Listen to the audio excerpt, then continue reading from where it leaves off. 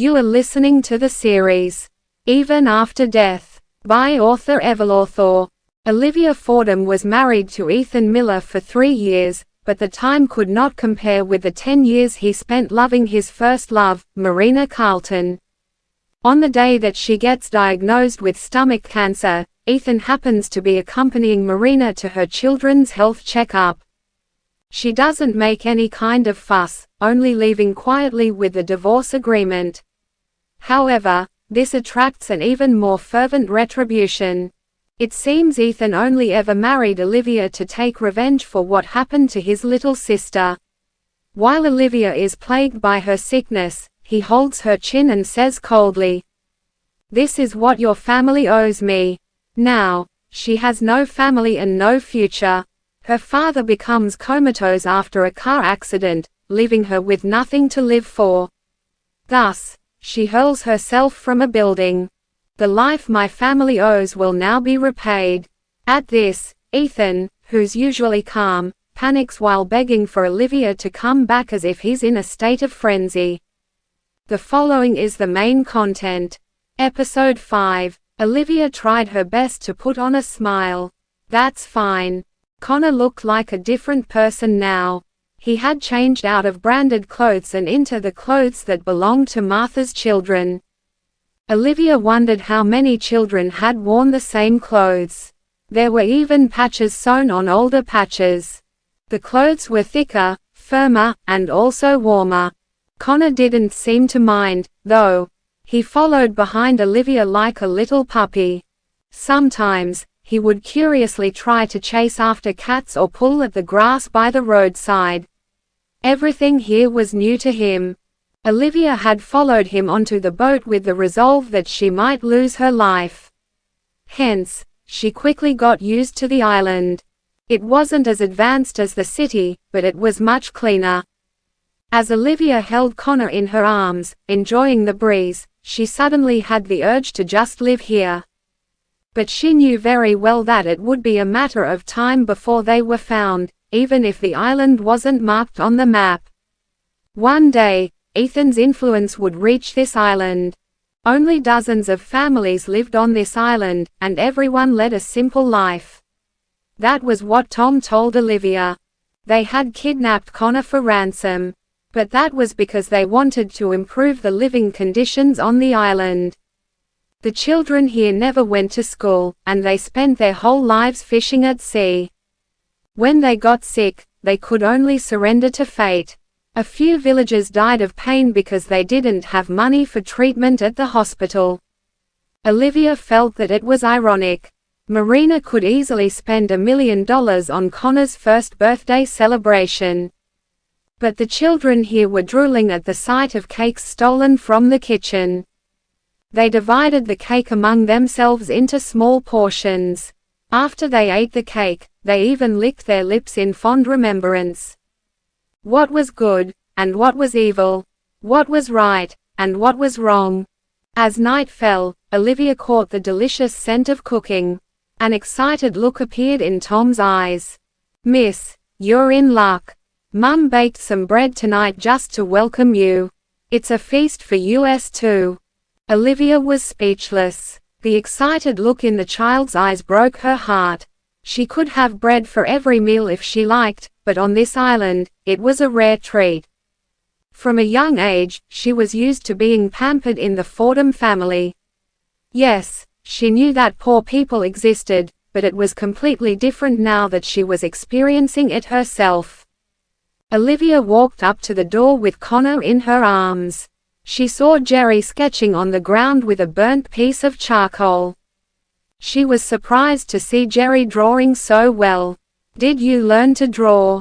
Tom had a proud look on his face. "We don't even have teachers here, and Jack was the one who taught us how to write." "Of course, we never took any lessons. Jerry learned how to draw by himself." "Not bad, right? More than that. It's amazing," Olivia praised sincerely. Jack bought a sketchbook and a pencil for him, but he couldn't bear to touch them. He said that they're too nice. Drawing on the ground doesn't cost a penny. If Jerry had grown up in the city, he'd be a famous artist by now. When Tom said that, an extremely proud look appeared on his face. Olivia's heart grew even heavier. At the dining table, dinner was served. There were potatoes and some unknown vegetables. The main attraction was some fried pieces of meat with bell peppers. Olivia finally realized why they were carrying sacks of stuff when she went after them. Those were all ingredients stolen from the kitchen. To them, those ingredients were hard to come by. Tom and Jerry stared intently at the meat, but neither of them tried to take any. Jack placed the largest piece of meat on Olivia's plate, then gave Martha some as well.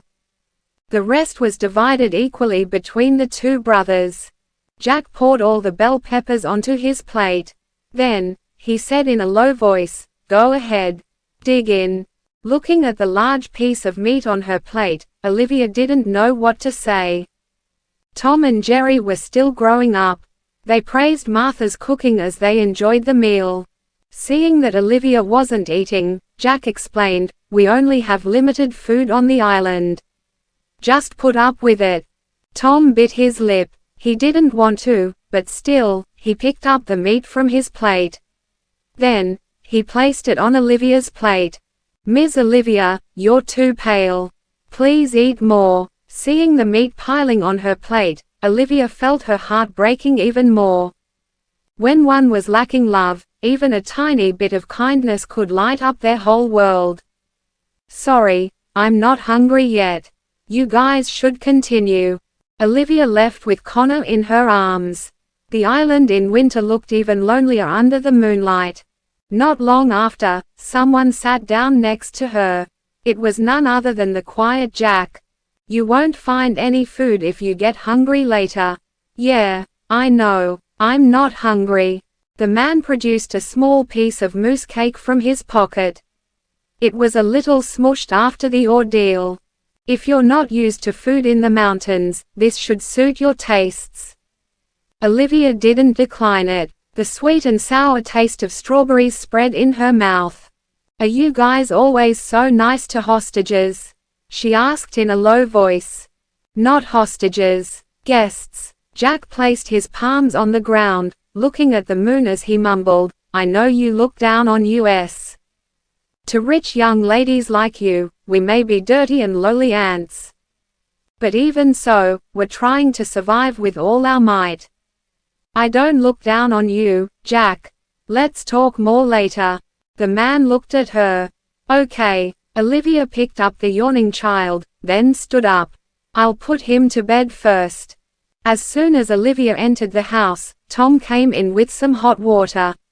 "Miss Olivia, Mum said that city people like you are very particular about cleanliness. So, she heated some water for you." Olivia smiled gently. "Thank you." "No need for thanks. We don't have good food here, but we do have pipes." Tom secretly took out a piece of chocolate from his pocket. "I stole it back then. It's super yummy. You didn't eat dinner, so you must be hungry. Come, eat it. Don't tell Jerry about it, though." Hearing the sound of footsteps, Tom hastily stuffed the chocolate into Olivia's pocket. The footsteps belonged to Jerry, who had brought some thick blankets. "It's cold at night, so Mum asked me to add another blanket to your bed. I'll lay it out for you." Noticing Olivia's silence, Jerry hastily explained, "It's made from cotton we picked in the wild. Mum sewed it herself. It's already washed clean, and it's very warm. It's not dirty at all." "Yes, I know. I'm just very grateful." Olivia patiently put Connor to sleep. Connor was separated from his parents, but he was surprisingly well behaved around her. He never cried or made a fuss so far. Soon, he fell asleep. Olivia carried a small flashlight with her as she walked out of the room. Jack was still waiting at the same spot. He wasn't wearing much, but he didn't seem cold.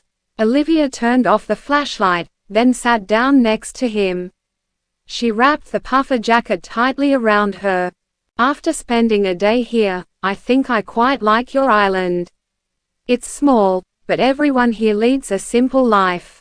You're not bad people at all." Half of Jack's face was hidden under the mask. A self-mocking smile appeared on his face. "Are we not bad people? We kidnapped a child and even asked for ransom." Olivia's gaze was firm. "I changed my mind." Jack looked at Olivia in confusion. Olivia didn't look back at him. Staring into the distance, she continued, "To be honest, I didn't mean it at first when I said I wanted to help you guys. As soon as you get involved with that person, you can never get away in one piece. The moment you get the ransom, you'll fall into his trap. When that happens, not just you three, but everyone on the island, will be in trouble." When Jack heard that, he subconsciously touched the claw blade he hid at the side. Ignoring it, Olivia continued, "But that was until I saw the truth. You guys live in poverty, but your hearts have remained cheerful. The old people in this village don't even have enough money to treat their sicknesses. A lot of them died because of that. Jerry wants to learn to draw, but he can't even bring himself to use a precious pencil. Martha cut her softest clothes into a diaper for a child she doesn't know. I think I can understand you a little. You're probably not from around here." "I'm not." Jack's reply was simple and clear. Olivia said, "You want to do your best to help them, and I share the same feeling now. This is a beautiful place, and it shouldn't be tainted by the ugly ways of the world. They should keep their cheerfulness." "What do you mean by that?" Jack was patient. He never mentioned how he would threaten Ethan so far. Instead, he treated Olivia like a guest. It was his kindness that changed Olivia's mind. She didn't want to teach him a lesson anymore.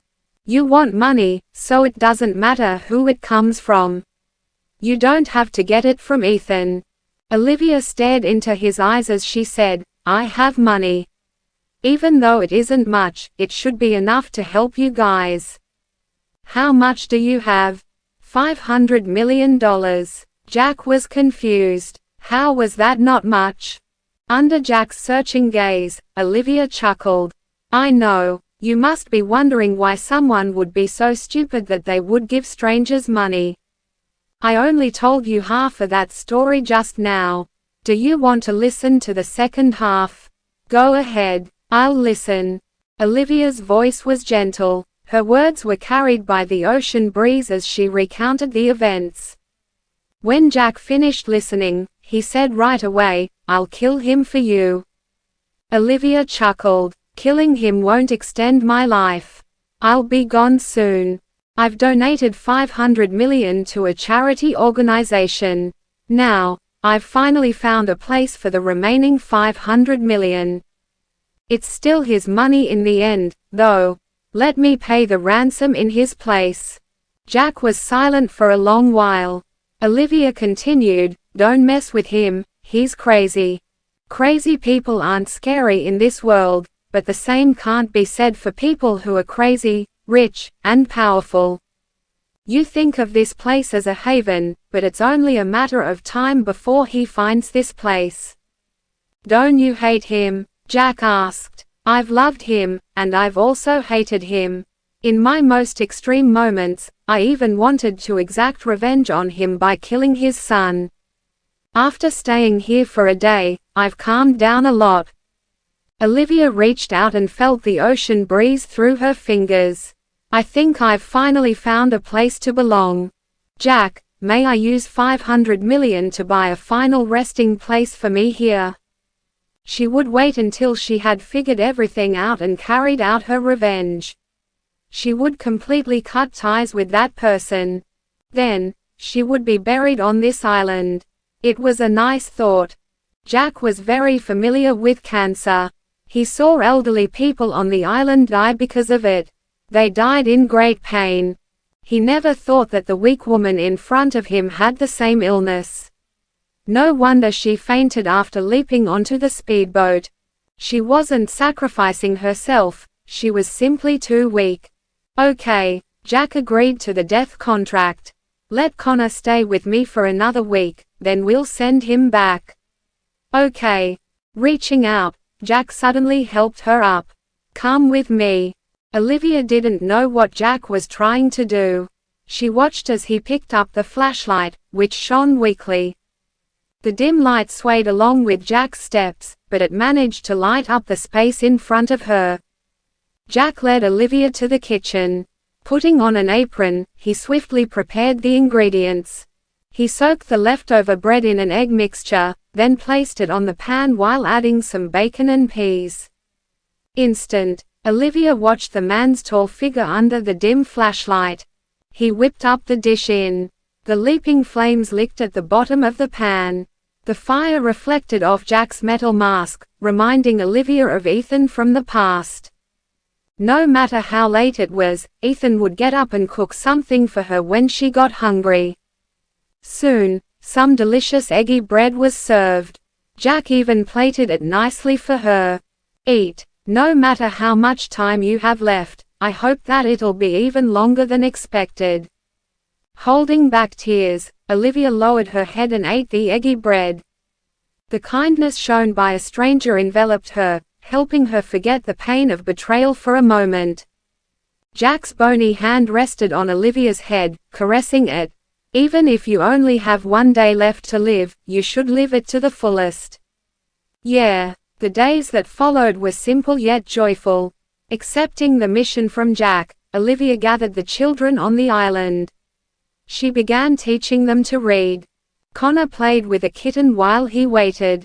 When Olivia's class was over, he followed behind her. Stretching out his arms, he said, "Mama, uppy." At first, Olivia kept correcting him so that he wouldn't call her Mama. But as time went on, she got used to it as well. "Let me have a look at you, Connor. You fell again, didn't you? Look how dirty your face is." Olivia wiped his face gently.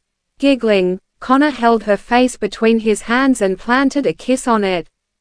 "Miss Olivia, how do planes fly? Miss Olivia, can humans really dive to the bottom of the ocean? Won't they run out of air? Miss Olivia." The children on the island were very nice to her. Olivia already had a plan in mind. The people had been living on this island for years. So, they were probably unregistered residents. First of all, she would submit the documents needed to buy this island.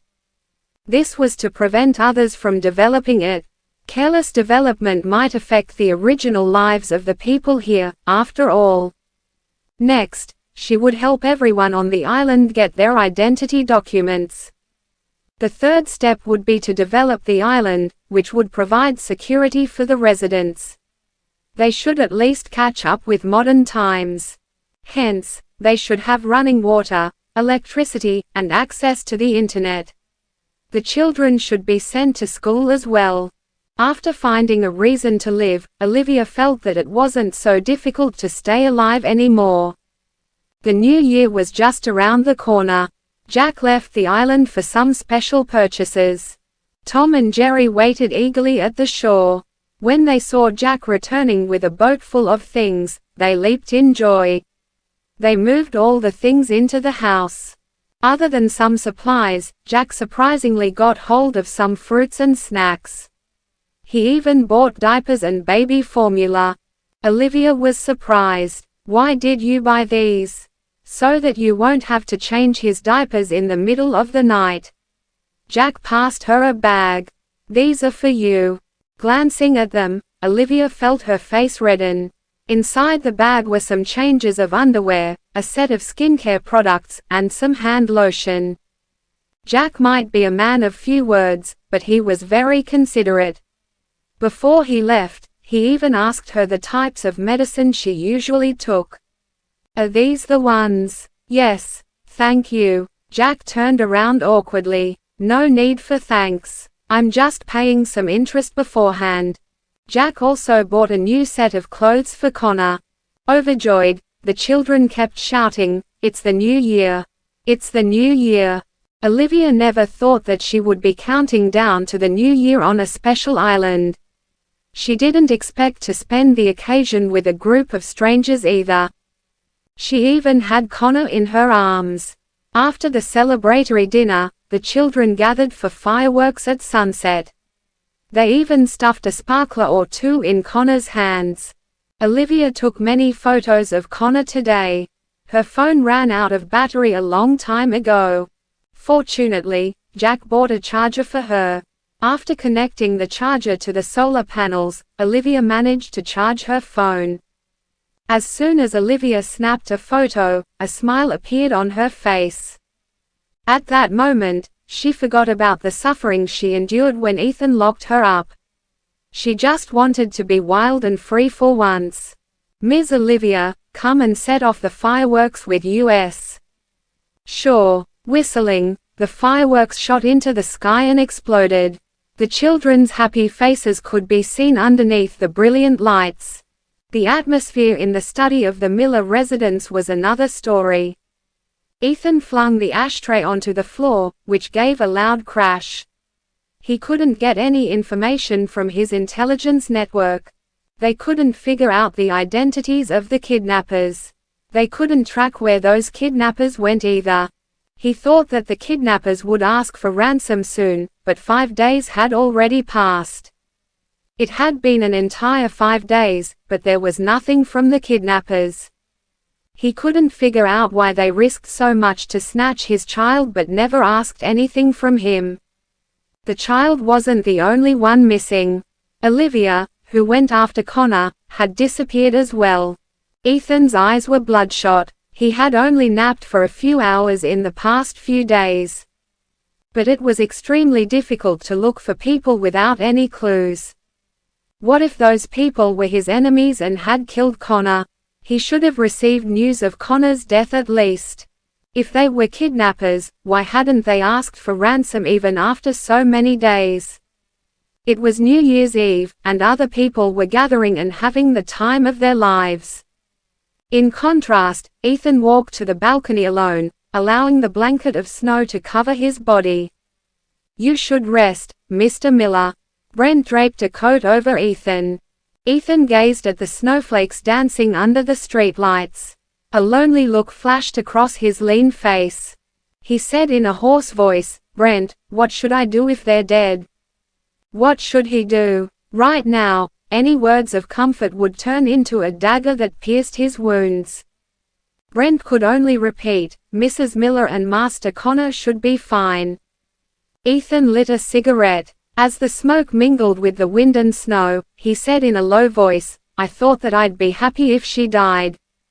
When I saw her leaping into the speedboat, I realized that I was wrong.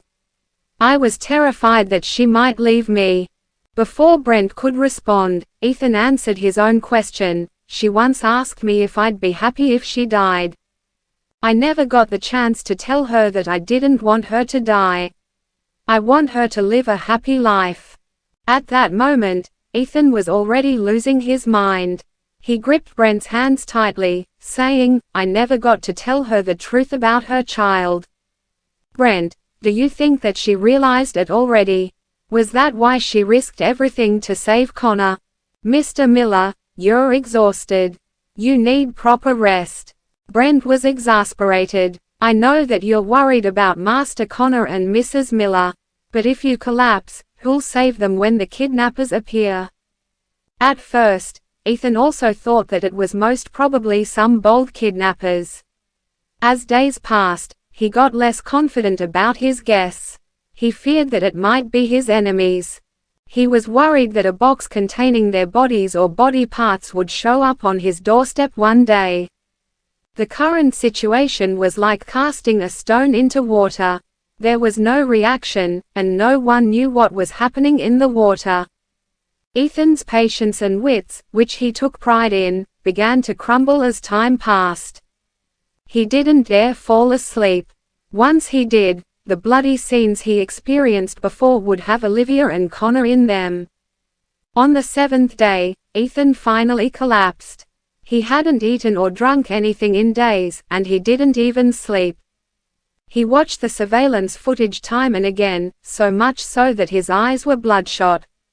The men he sent out never brought back any useful info either. On the 2nd day of the new year, Brent found Ethan lying unconscious in the bathroom. He hastily called over the family doctor. No one expected that Olivia and Connor would quietly return to Aldenvine at that moment. Connor simply thought that Olivia was taking him to a new place to sightsee.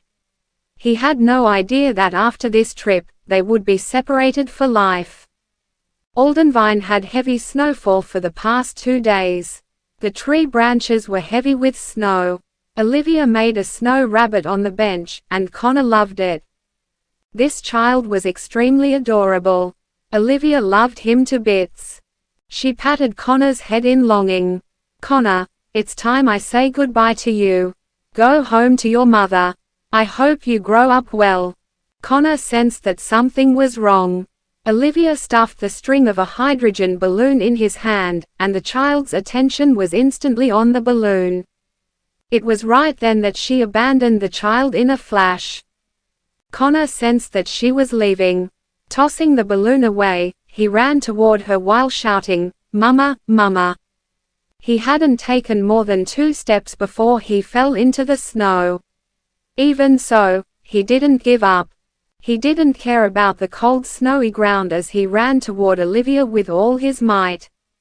He didn't know what he did wrong that his mother would suddenly abandon him.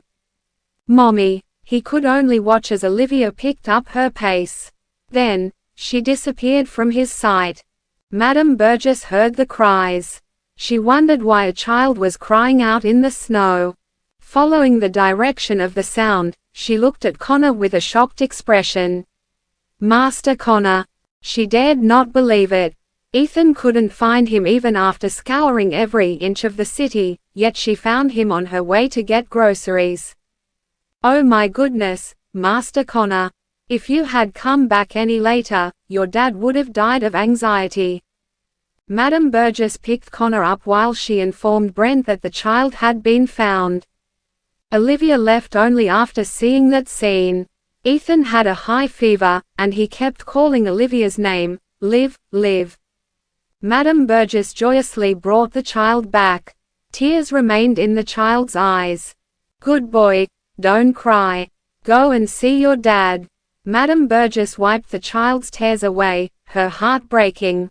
As if sensing something, Ethan slowly opened his eyes. When he saw Connor, he thought he was dreaming. "Daddy." Connor could already call out to him in a clear voice.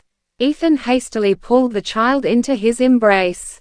The joy of recovering a lost child filled his heart.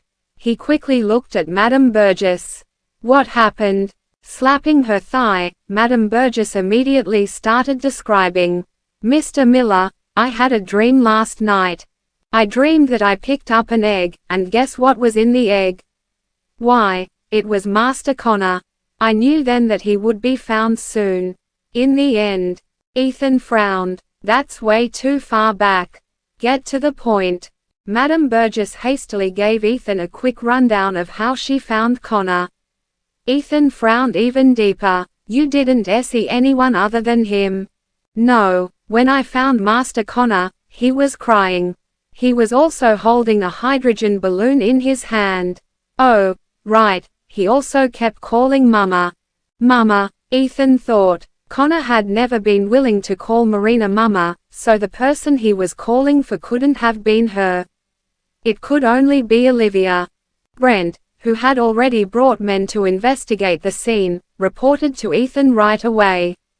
"Mr. Miller, I've checked the surveillance. Ms. Fordham was the one who sent Master Connor back. She purposefully left Master Connor on Madame Burgess's way home from grocery shopping. That way, Madame Burgess would notice him." "Was there anyone else besides her?" Ethan asked. "No. Keep investigating." Ethan was even more confused now. Could it be just like Marina said, that Olivia had hired people to kidnap Connor? If she wanted to threaten him, why would she send the child back without even a request? Ethan quickly denied that possibility. The child was still wearing the emerald necklace she gave him. She could have harmed Connor that night. She didn't have to get people to kidnap Connor at all. It wasn't her. So why didn't Connor's kidnappers harm her or the child? No matter how long he thought about it, Ethan couldn't make sense of it. He decided to call Olivia up to ask about it. When he dialed her number, he found that Olivia's phone was turned off. Ethan sat up despite his illness. What did Olivia mean by this? He got someone to track Olivia's location, but he soon found that she never returned to the apartment. She didn't even contact Everly. Instead, he found that she had just withdrawn a sum of money. Was she threatened by someone? Did she strike a deal with them in private? But the cash only totaled up to $700,000. No kidnapper would ask for merely several $100,000. They had kidnapped the richest man's son, after all. Ethan believed that instead of paying the ransom, Olivia was more likely escaping. After all, online payments would easily expose her location. But with cash, no one would find her. She must be planning something. The damned woman was trying to run away again. He should have bound her with iron chains. Ethan ordered, "Seal all the exits. Don't let her leave." He stuffed the child into Madame Burgess's arms. "Take good care of him. Mr. Miller, you're sick. Where are you going?" Grabbing his coat, Ethan rushed to the door. He coughed as he said, "I'm going to get that stupid woman back." Ethan's face was pale. He held his fist to his mouth time and again as he coughed lightly. He watched as people walked by outside. He had watched the surveillance footage at the bank where Olivia withdrew money. She didn't seem to be threatened. She even went to the mall leisurely. No kidnapper would allow their targets to have so much free time that they would go shopping at a mall. Also, just like Connor, Olivia seemed to have gotten a little plumper. Her mental state seemed to be stable too. She wasn't sickly like she used to be. Ethan had a feeling that she had been living well in the past few days. "Mr. Miller, I've already asked someone to check. Mrs. Miller never bought any tickets for any transport. Aren't you being too nervous? Perhaps she just wants to go shopping." Ethan asked, "Would you withdraw several $100,000 in cash when you go shopping?" Lighting a cigarette, Ethan placed his arm on the window. The white smoke hid his sullen face. "She placed Connor on the path Madame Burgess takes after grocery shopping. Now, she's using cash to buy things. There's only one explanation: she's hiding from me." Brent reported, "We've already sent men to search the mall. We'll find her right away. When that happens, you can ask her any questions you have, Mr. Miller." The cigarette was about to finish. It was burning only a mere inch away from his fingers, which was a dangerous distance. Ethan's gaze turned dark. When he thought about Olivia running away again, fury filled his heart. "You can run, but you can't hide," he thought. Meanwhile, Olivia was leaving via the underground passage. She noticed that all the exits of the mall were sealed. Just as expected, Ethan had no intentions of letting her go. Ethan must have thought that she was shopping at the mall, so he immediately sent his men to seal the mall. He wanted to block her off. But he didn't know that she had already changed her clothes and left through the safety corridor. She went to the place where she promised to meet Jack. She went to the market nearest to the harbor to buy the things she wanted. Ethan searched for a long while, but he found no trace of Olivia. Holding in his anger, Ethan checked every surveillance camera they missed. Finally, he found Olivia at a junction. Even though it was taken from the back, Ethan could recognize her right away. He also saw a man walking very close to her. Ethan punched the screen so hard that it shattered. The sound of the screen shattering startled everyone. Looking at Ethan's bleeding hand, Brent said, "Mr. Miller, your hand. Head to the harbor." Connecting the dots, Ethan guessed that they had been hiding at some island for the past few days. He didn't know what deal Olivia made with the man. The man didn't harm her or the child at all. The islands lacked resources. So, the several 100,000 she withdrew was to buy more resources. Her transport wasn't planes or trains, it was a sea vehicle. It was enough to hide her tracks. Seeing Ethan's murderous gaze, Brent explained. Mr. Miller, it's true that Ms. Fordham rescued Master Connor. Maybe she just had some unspoken troubles. If she was threatened even a little, she would have sent a signal for help. Ethan had considered that possibility before. But she had been acting freely all along. It was too easy to ask for help, but she didn't. So it was clear that she had done this of her will. She had already wanted to leave him ages ago. Now, she even got herself a new man. Ethan was already feverish, and his eyes were red from the heat. His burning body couldn't even hide the cold air around him. Putting this aside, Mr. Miller, I think you should get treatment. You're almost 102 degrees. Ethan's eyes burned with rage, but his voice was cold. Floor the pedal. Olivia moved the stuff she bought onto the speedboat. She knew that Ethan would still be searching the mall right now, but her heart felt uneasy for some reason.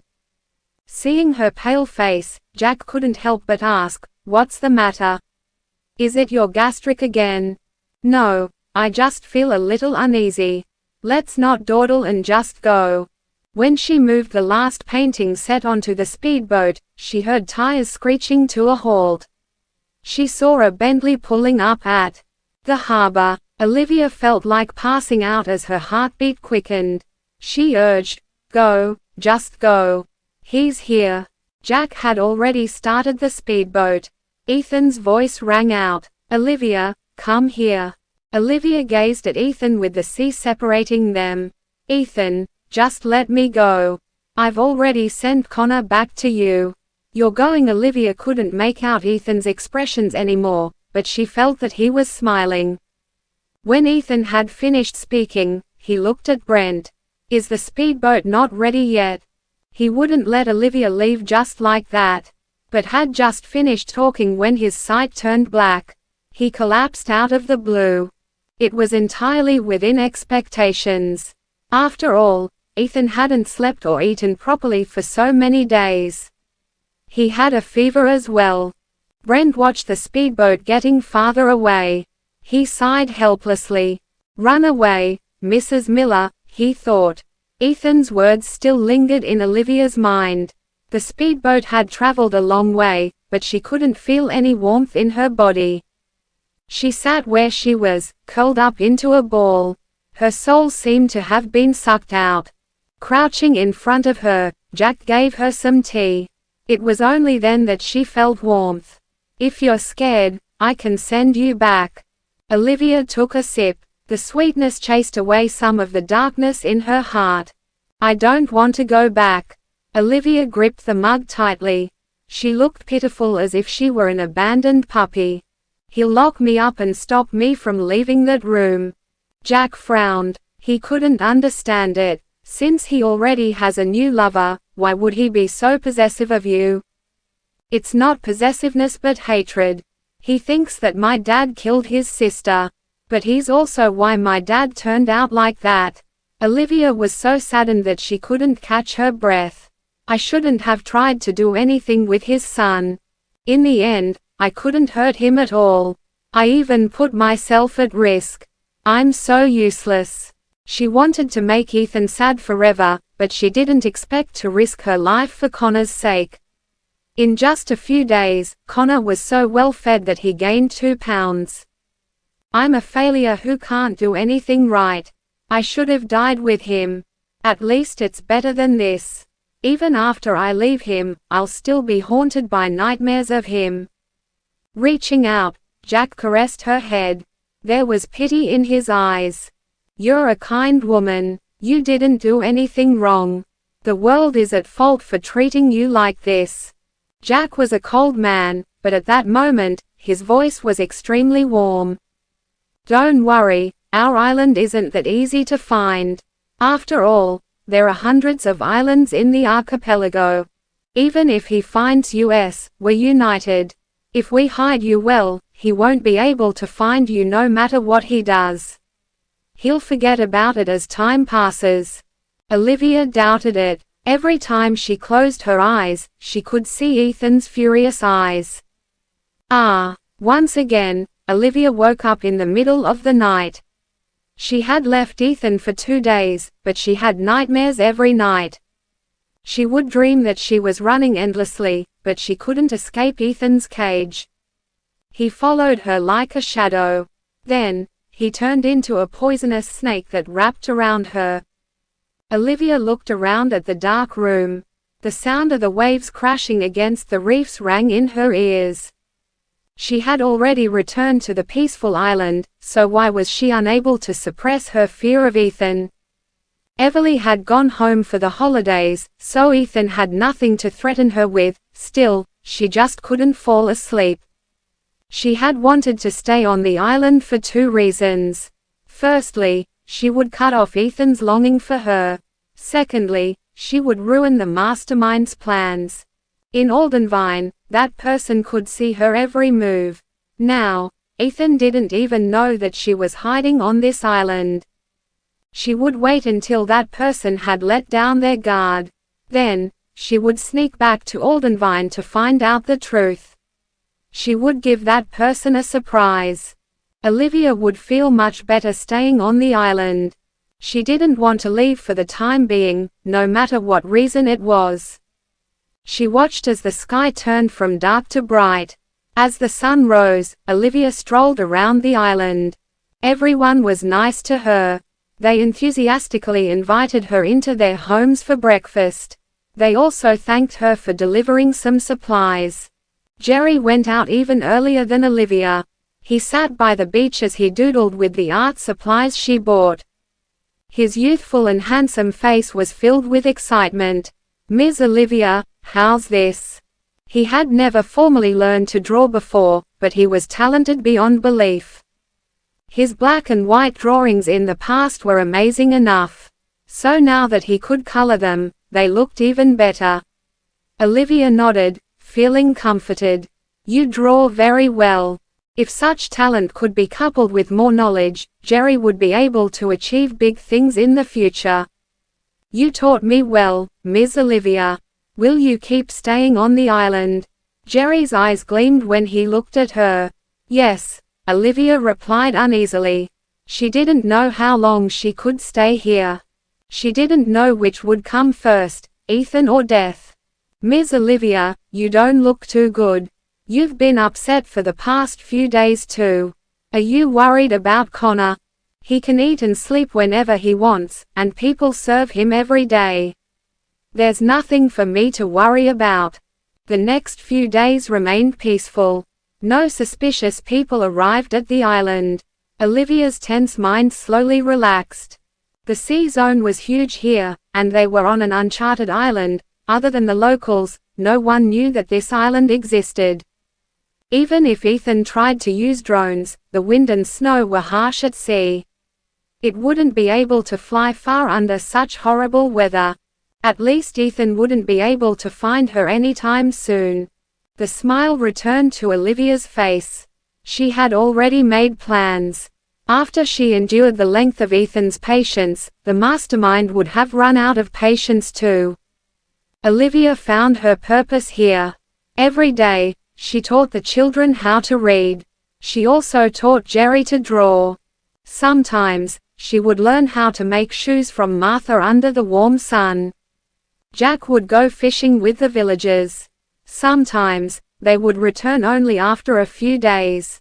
Every time they came back, their boats would be full. Under the rays of the setting sun, everyone relished the joy of harvest. But Olivia noticed something off about Jack's hand. "Were you hurt?" Jack subconsciously hid his hand behind his back. He replied in a low voice, "It's nothing." She forced his hand out. She found a large wound on his palm, and blood was streaming from it. As Olivia stared at Jack, he looked away in embarrassment. He explained, "It's a small cut. I accidentally cut my hand when one was reeling in a huge fish." "It's a huge wound. How can it be a small cut?" Fortunately, she had bought a first aid kit when buying supplies last time. "Come with me." Under the sunset, the two sat down by the door. Olivia patiently bandaged his wounds. The golden rays fell upon Jack's mask, giving him a warm glow. "Be careful next time." Olivia put the first aid kit away. She noticed that he was still staring at the bandaged wound. "What's the matter? Is the bandage loose?" "No." The man raised his head. The sun tinted his black eyes with a faint light. His voice also sounded a little gentler. "You're the first person to have bandaged my wounds." Olivia calmly looked away. She didn't know where Jack came from. The people on the island didn't know about his past either. While she was lost in thought, Jack grabbed her hand. "What are you doing?" she asked. "I'm giving you a present as thanks." Jack swiftly led her into the forest. There was a treehouse in the forest, which Jerry showed her 2 days ago. Jack swept the fallen leaves away. Then, he led her into the underground secret base. It was completely dark underground, so Jack lit an oil lamp. The warm glow brightened up the whole base. When Olivia saw the things stored there, she was shocked. "Are these all yours?" she asked, pointing at the firearms and weapons hanging on the wall. The man responded in a low voice without explaining too much. Grabbing a small handgun, he placed it in Olivia's hand. "The truth always sides with the strong. No matter what happens in the future, you need a weapon to protect yourself." Touching the heavy gun, Olivia had a nervous look on her face. She gulped. "You're giving this to me?" Under the mask, Jack's dark eyes gleamed earnestly. He said in a cold voice, "If you can't escape, I hope that it'll be your final way out." He pointed the gun at his chest. "Remember this spot and pull the trigger. It only takes one shot." He knew about her waking up from nightmares every night. He was quiet, but it didn't mean that he didn't care. "If you don't want to have nightmares, you just have to end it at its source."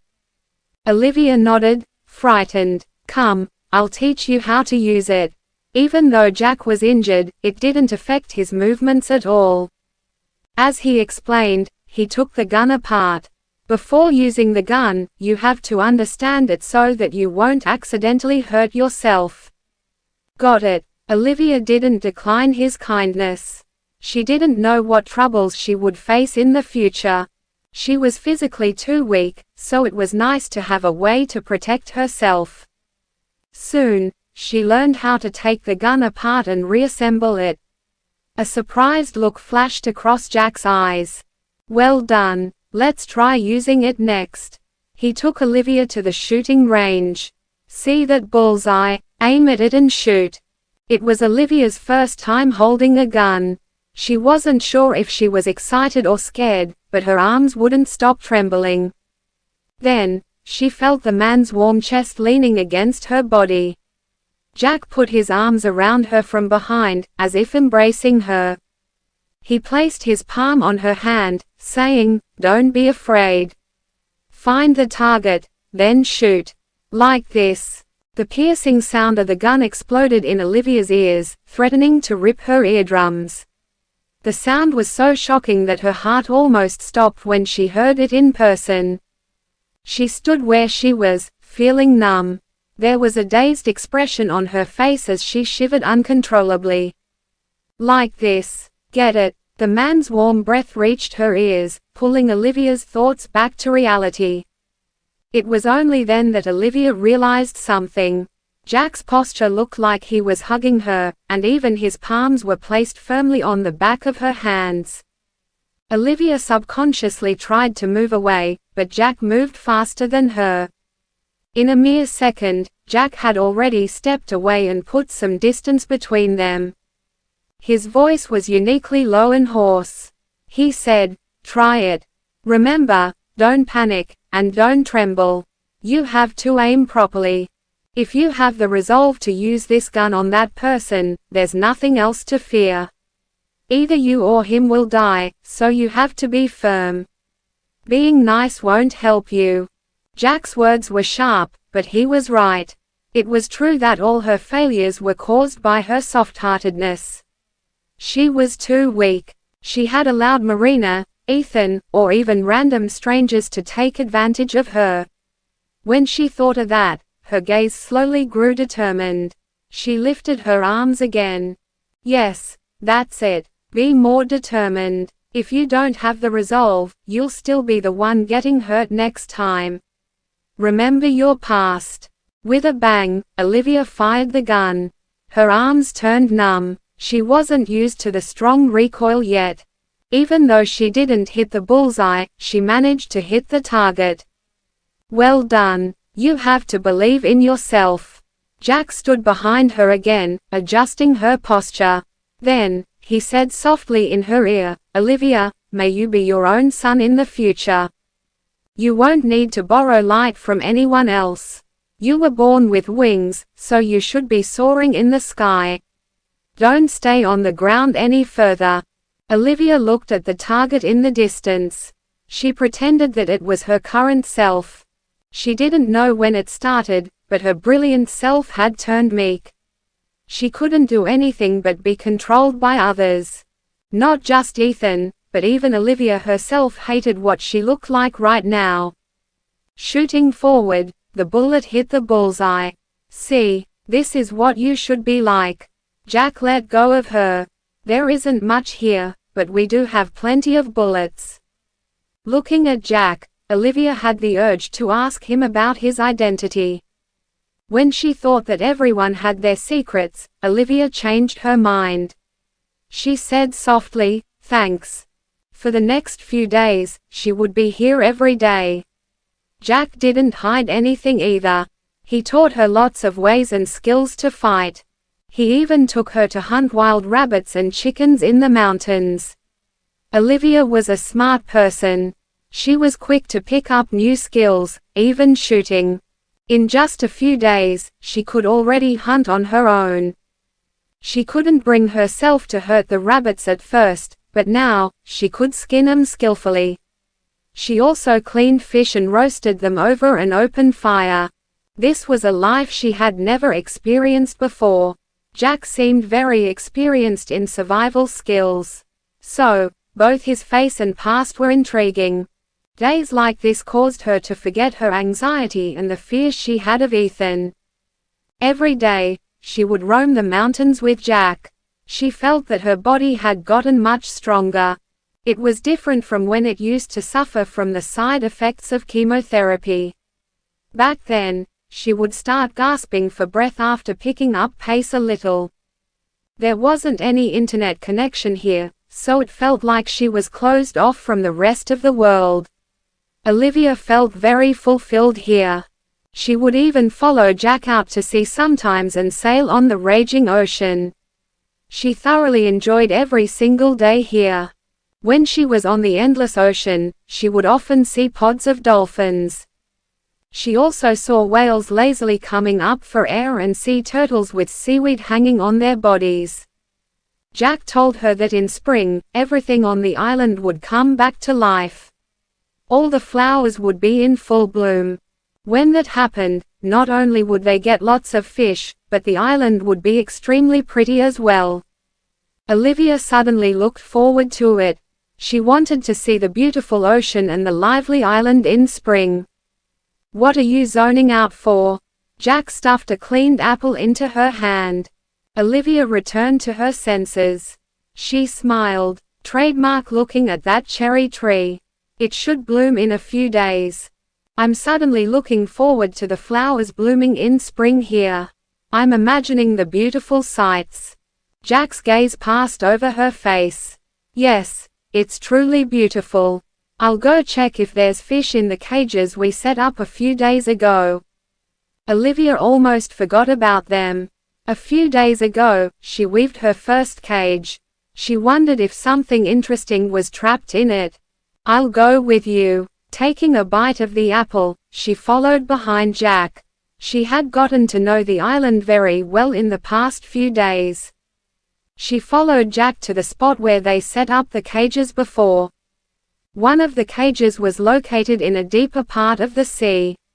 Without another thought, Jack took off his clothes and jumped into the sea.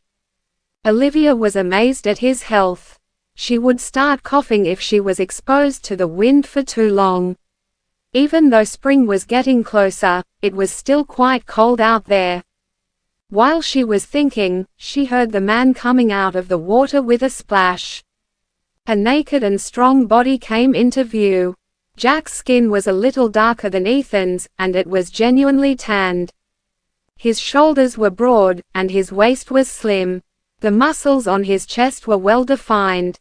Like Ethan, there were some scars on his body as well.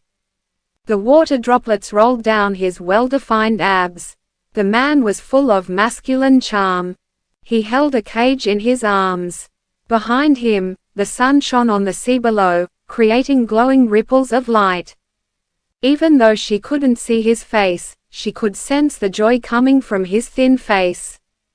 It's a huge harvest. Jack stepped onto shore with his bare feet. The seawater streamed down the legs of his combat pants. With his movements, his muscles were displayed clearly. Olivia couldn't help but look away. I'll light a fire to roast the fish with. Okay, then I'll gut the fish. We're in luck. We caught some crabs too. Olivia gathered some sticks and dried wood. She hastily brought the firewood back, but her stomach flipped. What happened? The man, who was gutting the fish, dashed over to her. Crouching on the ground, he looked anxiously at Olivia. Olivia didn't throw anything up. She caressed her stomach, her face pale. It's nothing. I just feel a little uncomfortable. It happens a lot. Is it very painful? A drop of water fell on her face. Looking up, Olivia met the man's eyes underneath his mask. Drops of water kept sliding off the ends of the man's hair. It was only then that she realized she was almost completely in the arms of the half-crouching man. The man's heat mingled with the moisture in the air as it crept onto her body. The suggestive atmosphere slowly rose between them. They weren't touching each other, but Olivia still felt uncomfortable about the close distance. Jack seemed to notice this as well. He backed away in haste. It was only then that Olivia said, "It doesn't hurt. I just feel like vomiting a little." When Martha heard that Olivia wasn't feeling well, she came over to see her. She asked in the local dialect, "What doesn't feel right? Maybe you've gotten sick." Olivia shook her head. She knew that it was a recurring problem. She just happened to have run out of gastric medication and painkillers. "I'll make something light for you to eat. Jack, go and buy medicine from one of the islands around US. I'll go with you." Jack wiping his mouth with the back of his hand, Tom followed as well. Jack left in a hurry with the talkative Tom. Taking Olivia's hand, Martha said, "Don't worry. The islands nearby don't have a lot of resources, but we can still buy gastric medication from them." Olivia looked at the sky. The weather was great, and even the sea breeze was gentle. But for some reason, Olivia felt anxious as if something big was about to happen. The cherry trees on the slope had already budded, and the flowers would bloom in a few days. According to Jerry, she should wait until the sea breeze comes. The entire island would be surrounded by beautiful cherry blossoms then. On moonlit nights, the islanders would hang a small lamp under the cherry trees as they admired the moon. The scenery was beautiful to the extreme. Olivia, who used to have wonderful fantasies, was no longer in the mood to wait for the flowers to bloom. Jack had already arrived at an island nearby. He noticed that the atmosphere on the island was different from before. There were some helicopters on the island. The islands in the region were extremely poor, and they rarely received any tourists. How could there be helicopters, then? Tom had always been a sociable person. He grabbed a handful of melon seeds from his pocket, then stopped a random passerby. He asked, "Sir, what's going on? Is some millionaire here on you haven't heard, have you? There have been helicopters flying around these parts for the past few days." Everyone in the helicopters wears black clothes and sunglasses. It's just like what they show on TV. Jack knew that something was wrong. Ethan must have come looking for Olivia. Hastily entering a small pharmacy, he bought the stuff they needed. Tom rushed in. Bad news, Jack. The helicopters took off. They seem to be headed for our island. Taking the items, Jack said with a cold expression, "Hurry. We have to get there before they do." Tom looked at the helicopters above their heads. He sullenly gritted his teeth. Damn, it's much faster to fly than to go by sea. They've gotten so much farther ahead of us in such a short amount of time. Jack, hurry up and… Tom wanted to urge Jack to hurry up, but he noticed that Jack was trying so hard to start the engine that it smoked. The boat leaped across the sea, sending huge splashes as it went. The speedboat was at its limit. Jack stared at the helicopters in the sky. There was a cold look in his eyes. The helicopters and the speedboat were like a barrier between Ethan and him. No matter how hard he tried, he couldn't catch up to Ethan. But even so, he had to rescue Olivia. On the island, Martha made some oatmeal for Olivia. After blowing on it, she brought it to Olivia. Eat it while it's hot, girl. It doesn't matter if you have a child or not, you have to take care of your body. You have to eat something even if you don't feel like it. Thank you, Martha. Olivia ate a few mouthfuls of the oatmeal. She was still nervous. Before she could eat more, she heard the sounds of propellers coming from the sky. Jerry also noticed the helicopters in the sky. Miss Olivia, look, there are so many helicopters. Olivia started to panic. The bowl in her hands fell to the ground. She leaned against the doorframe, mumbling, "He's here." Olivia had spent a peaceful time here, but she knew that this day would come sooner or later. Without another thought, Jerry grabbed Olivia's hand and ran toward the forest. Don't be afraid, Miss Olivia. Even if they come here, they can't be sure that you're on this island as long as you hide. We've already told the villagers about it. No one will betray your location. Those people will naturally leave when they can't find you. Despite that, Olivia felt even more nervous. It was Ethan, after all. He hated accidents most of all. If he were just searching, the helicopters could be split to the surrounding islands. This would save more time. But the helicopters had come here together. This meant that he was confident that he could find her. If she hid, wouldn't she be causing trouble for the islanders?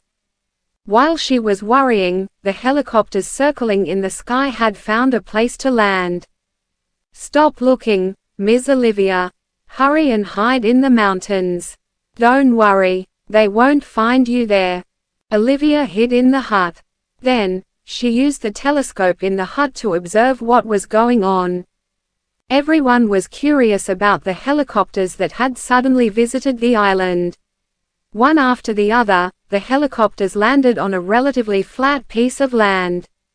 The hatch opened. Brent and Kelvin peered at the surroundings on the island through their sunglasses. The rest of the bodyguards stood in a row. They wore bulletproof vests and were equipped with guns. After making sure that there was no danger, Brent guarded the hatch. Olivia panicked. Did Ethan come in person? She thought. The thought had just crossed her mind when she saw a small tender hand reaching out from the hatch. Right after that, she saw Ethan in a black wool coat. His body was slender and tall, and he stood upright. In his arms was Connett, who was wearing a panda-themed onesie. Olivia finally knew why Ethan was so confident that he would find her. Even though Connor couldn't speak, he wasn't a fool. He had lived on this island for a week, so he recognized it. Thus, Ethan didn't have to waste his time searching every island. He only had to find the island that Connor reacted the most strongly to. Just like right now, even before Connor got out of the helicopter, he waved his limbs excitedly. He kept mumbling, "Mama, Mama, Jerry, Kitty. He said all the words he knew. Carrying Connor in one arm, Ethan smiled coldly. Looks like this is the place. Everyone stood ready for action. The other party had used firearms before, so they didn't dare take it too lightly. Kelvin had also stopped smiling like he usually did. He said something over the communicator. Soon, warships appeared on the surface of the sea. They proceeded to surround the island. Snipers were positioned high above. Other members of the special forces slid from the ropes of the helicopters into the forest. They were all wearing bulletproof vests. Olivia didn't expect so many people to be summoned just to look for her. She knew that the Millers had an unusual identity, but even this was a surprise to her.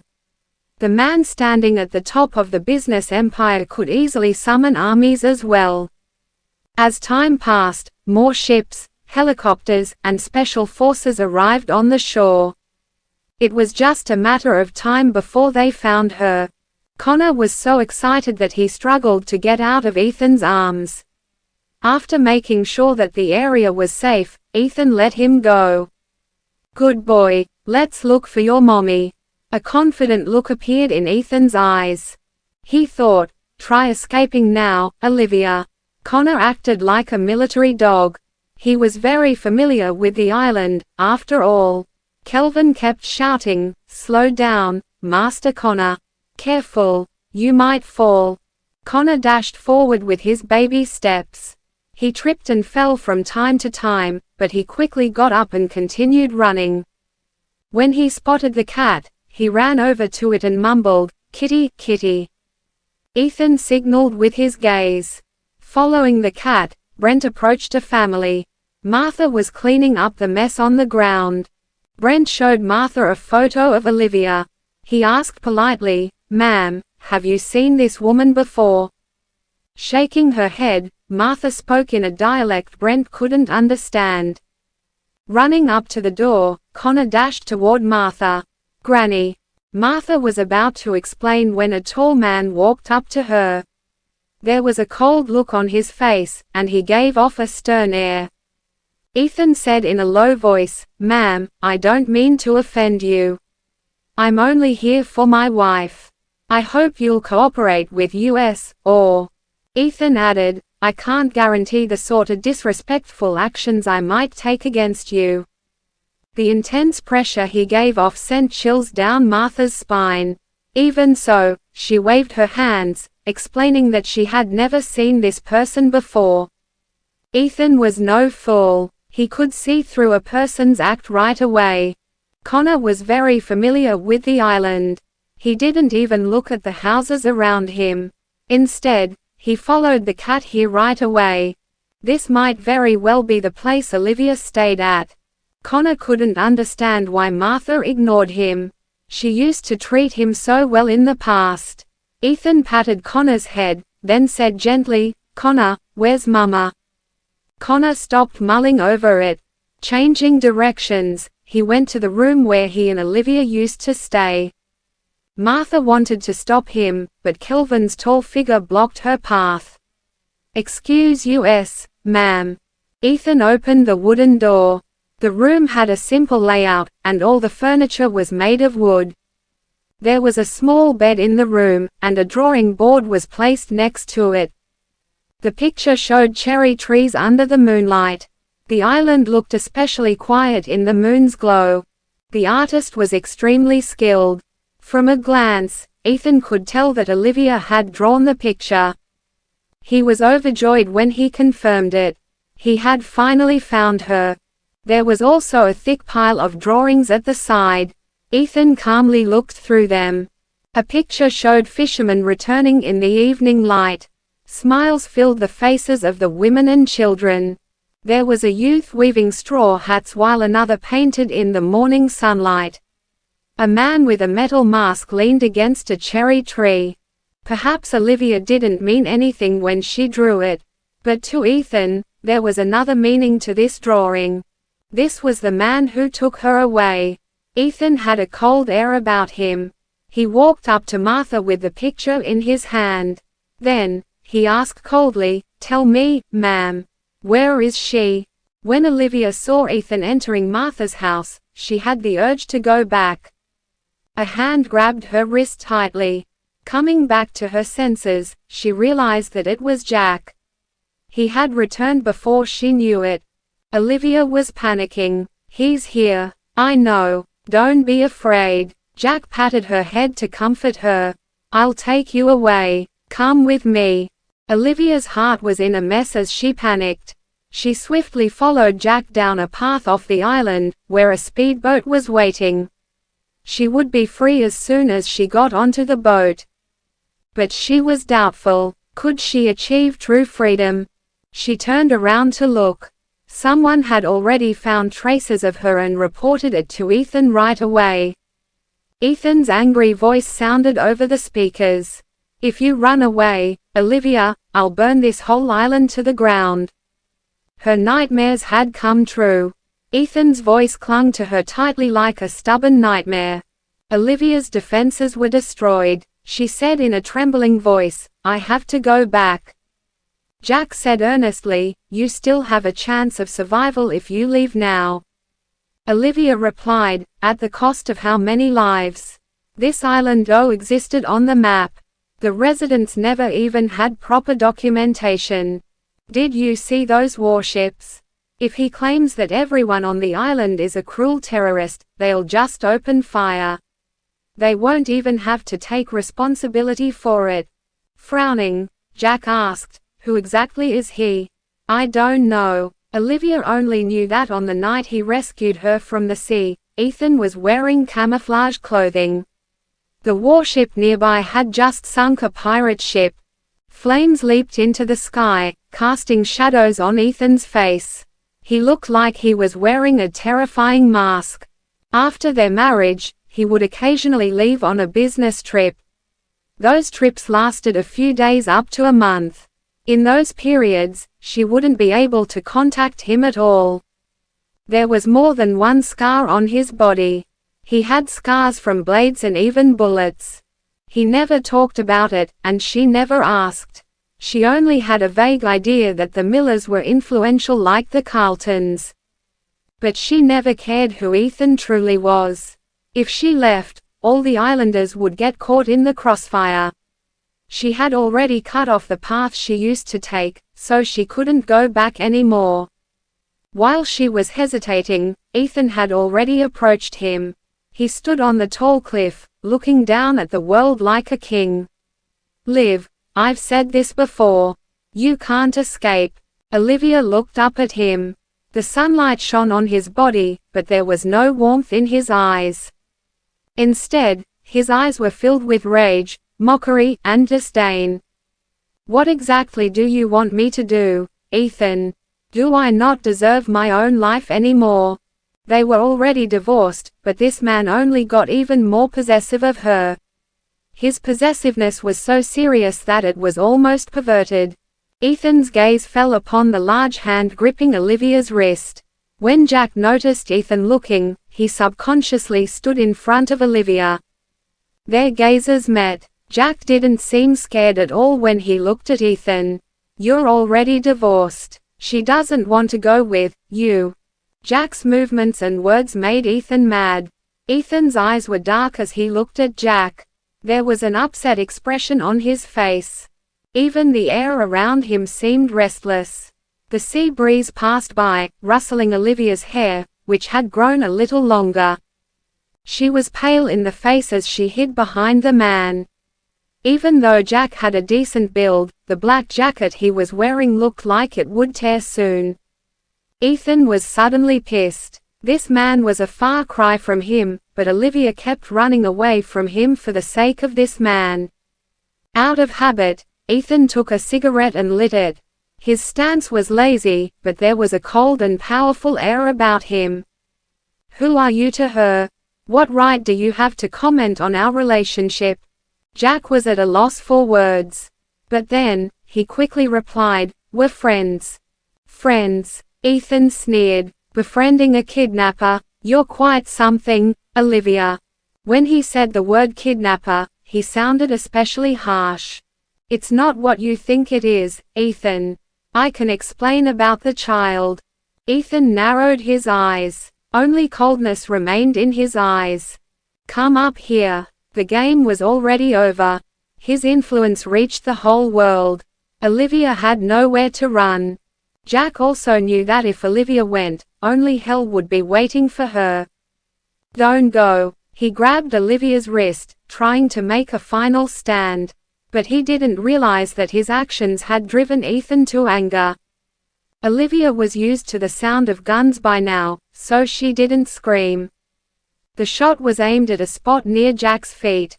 If Olivia weren't standing in front of him, the bullet wouldn't have ended up there. Olivia hastily struggled free of Jack's grasp. She knew that the more she resisted and the closer she got to Jack, the worse their outcome would be. She stood next to Jack, thanking him. Thank you all for being with me, but this is the end. Jack wanted to step forward, but Olivia stopped him. Don't come any closer. She walked toward Ethan. Jack clenched his fists, but he dared not move recklessly. Several snipers around him were aiming at him. As soon as Olivia left, Jack would be shot on the spot with just an order from Ethan. Olivia knew what Ethan was thinking. He was never a kind person. Moreover, Jack had kidnapped Connor and injured Mina before. So, before Ethan gave the order, Olivia hastily ran into his arms. She knew that the man would succumb to tenderness. Thus, she softened her behavior and whispered, "Don't hurt him, please. He's a good person." Ethan lowered his eyes to look at her. There was a mocking look in them. "Are you begging me for the sake of another man? You've gotten bold, Olivia." He held her hand. As their palms touched, Olivia felt his burning temperature. She felt like it would burn her. The scalding temperature seemed to spread from the back of her hand to every inch of her body. Olivia was terrified. "Ethan, the islanders are good people. They took great care of me, and they didn't hurt Connor, not even a little. Connor loves it here. The kidnapping was a misunderstanding. I can explain." She didn't try to break free from his grasp. Instead, she begged earnestly, "I'll go back with you, so please let them go, okay?" With the cigarette between his fingers, Ethan caressed her head. He said in a cold voice, "Liv, why are you always making me angry? If you were this obedient from the start, we wouldn't have come to this point." Olivia suppressed her sorrow. She raised her pale face, forcing a smile as tears pooled in her eyes. "Okay, I won't run away again. Ever. Is that a promise? What do we do if you run away again?" Olivia silently looked at him. The tears in her eyes broke his heart. Still holding the cigarette between his fingers, he held Olivia's chin. The burning end of the cigarette was mere inches away from her skin. She could feel the heat coming from the cigarette. If she moved even a little, she would be burned. Olivia could only stay in place, allowing Ethan to speak in her ear. "Liv, if you run away again, I'll wipe this island off the face of the earth. I mean it." Olivia closed her eyes in humiliation, tears streaming down her cheeks. "Yes, I understand." As soon as she finished speaking, a kiss stole her breath. Without holding back, he forcefully invaded every inch of her. She didn't want it at all. There were at least 100 people around them. The sea breeze came in. With a tug, he pulled her into his arms. The cigarette fell from Ethan's hand as he deepened the kiss. Olivia was filled with embarrassment and humiliation. Ethan knew that, but it didn't mean anything to him. With this, he would show Jack who Olivia belonged to. Sometimes, men wanted to win so badly that it was absurd. Right before Olivia suffocated, Ethan finally let go of her. Then, he glared coldly at Jack before taking Olivia away like a victor. Olivia knew very well that this was just the beginning. Ethan wouldn't let her off the hook so easily. "Mama!" Connor ran toward her from a distance away.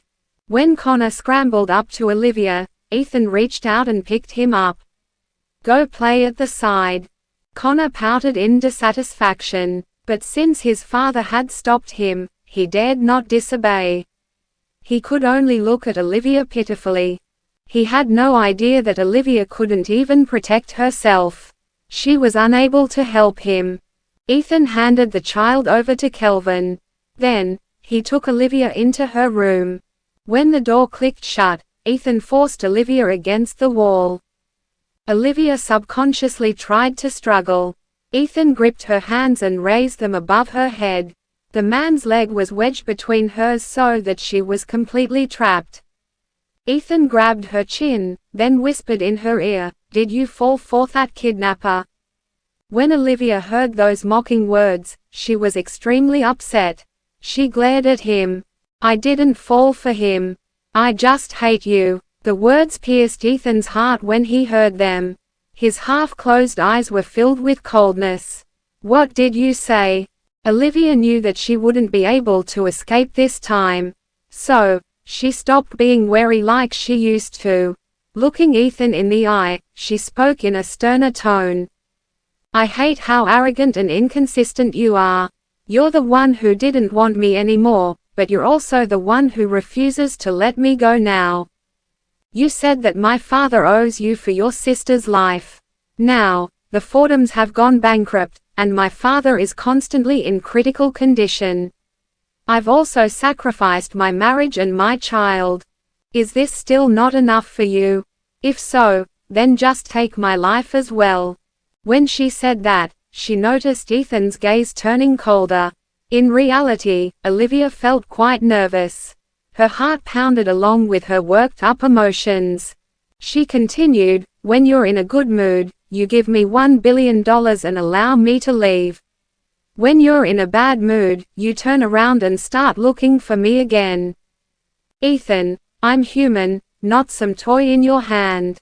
Do you know why I'd rather stay on a remote island instead of going back to the bustling city? Because everyone here treats me like a human. They respect me and help me find meaning in life." Ethan tightened his grip. To him, Olivia had simply fallen for someone else. Just because he was slightly nicer to you, you'd do anything for him. You even betrayed me and forgot all about our contract. You're as naive as always. Olivia frowned. What is wrong with this man? She thought.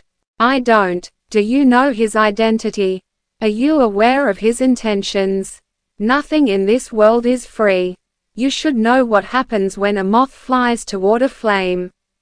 Olivia was upset with the way Ethan described Jack. Yes, I don't know his past or his identity, but there's one thing I know. Unlike you, he won't hurt me. When Ethan saw Olivia trying her best to defend another man, his expression sank. He was like a beast revealing its terrifying fangs. I said before that you would be punished if you did something wrong. You'll pay a huge price for your betrayal. With that, he let Olivia go and turned to leave. Olivia knew that she was in deep trouble. She couldn't care less about her own life. But she had formed bonds with Martha, Jerry, Jack, and the Islanders. Olivia hastily wrapped her arms around his waist from behind. She begged, Ethan, I'll go back with you. Please don't harm the Islanders. Ethan's face was tense as a sharp coldness appeared in his eyes. It's too late. With that, he reached out and pried Olivia's fingers off of him. Olivia, if that man dies in front of you, will you finally be obedient enough? Olivia was deeply regretting her actions. She shouldn't have confessed her truest thoughts. Ethan had already given her a chance. As long as she submitted to him, he would have let everyone else go. Ethan, please don't do it. I'm sorry. I'm really sorry. She wanted to take his hand, but Ethan grabbed hers first. Then, he dragged her outside. Jack was surrounded by several men. He didn't dare move a muscle. He feared that even a slightly heavier breath from him would give him a reason to pull the trigger. He had always been good with enduring. He knew that Ethan wanted to make an example of him.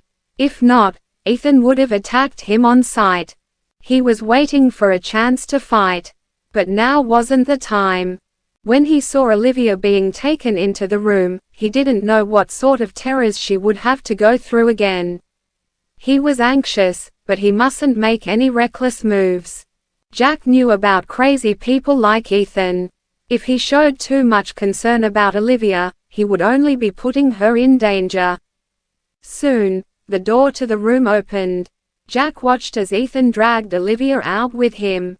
Olivia looked so fragile, but Ethan didn't seem to pity her one bit. Jack subconsciously tried to move forward. Brent reminded him in a cold voice, "Don't move." Jack looked at Olivia in worry. He opened his mouth but didn't say anything. A gun had appeared in Ethan's hand. He looked high and mighty as if he were some god that controlled others' lives at will. "Watch closely, Liv. He died because of you." Olivia was terrified. She didn't know what she could do now to stop Ethan's frenzy. The more she begged, the more it would stoke Ethan's murderous intent. But even if she didn't beg him, he would still do it. "What should I do? What on earth can I do?" she thought. At that moment, a clear voice rang out. "Go to hell, you criminal." It was Tom's voice. He had been hiding and lying in wait for a chance. Jack had taught him how to use a gun before. But since guns were dangerous, Jack usually forbade him from using them. Tom innocently thought that the crisis would be resolved if Ethan died. Then Olivia would be free again. The bullet didn't come from Ethan's hand. Instead, it came from the gun Tom was holding. Tom was hiding in an overlooked corner. The gun was aimed at Ethan, but Tom wasn't very good at shooting. Because of his panic, his aim was off. The bullet whistled through the air as it headed right toward Olivia's chest. No one expected the sudden turn of events. They didn't think that the child would have a gun. When Olivia saw the bullet, she was already pulled into an embrace. She could smell the familiar wooden scent. It was just like Ethan's personality, reserved and cold. His tall figure not only blocked off the snowy wind for her, but it also blocked the bullet. "Ethan." Olivia looked at him in panic. At that moment, her emotions were in a mess. All her thoughts centered on Ethan. "Are you okay? Does it hurt?" Olivia got out of Ethan's embrace. She saw that the bullet had pierced the black wool coat and hit the bulletproof vest underneath.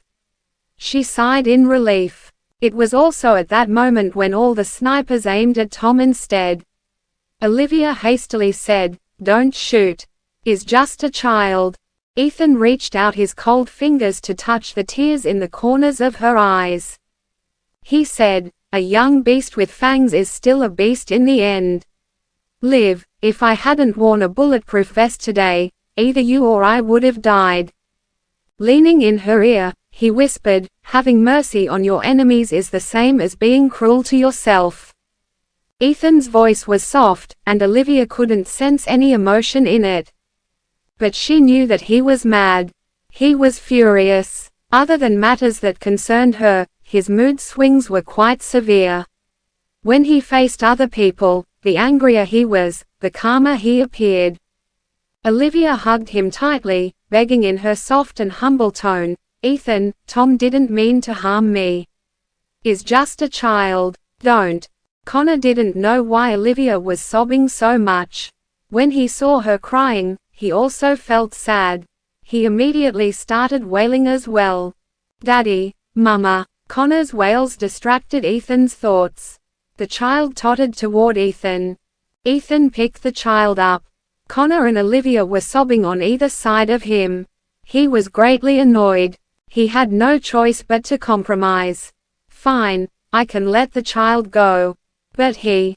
Ethan glared straight at Jack. His voice was cold as he continued, "Must die." Shaking her head, Olivia continued to beg. "Ethan, I..." With one hand carrying the child, Ethan wiped her tears with his other hand. "Liv, with every plea you make, I'll add one more hole to his body."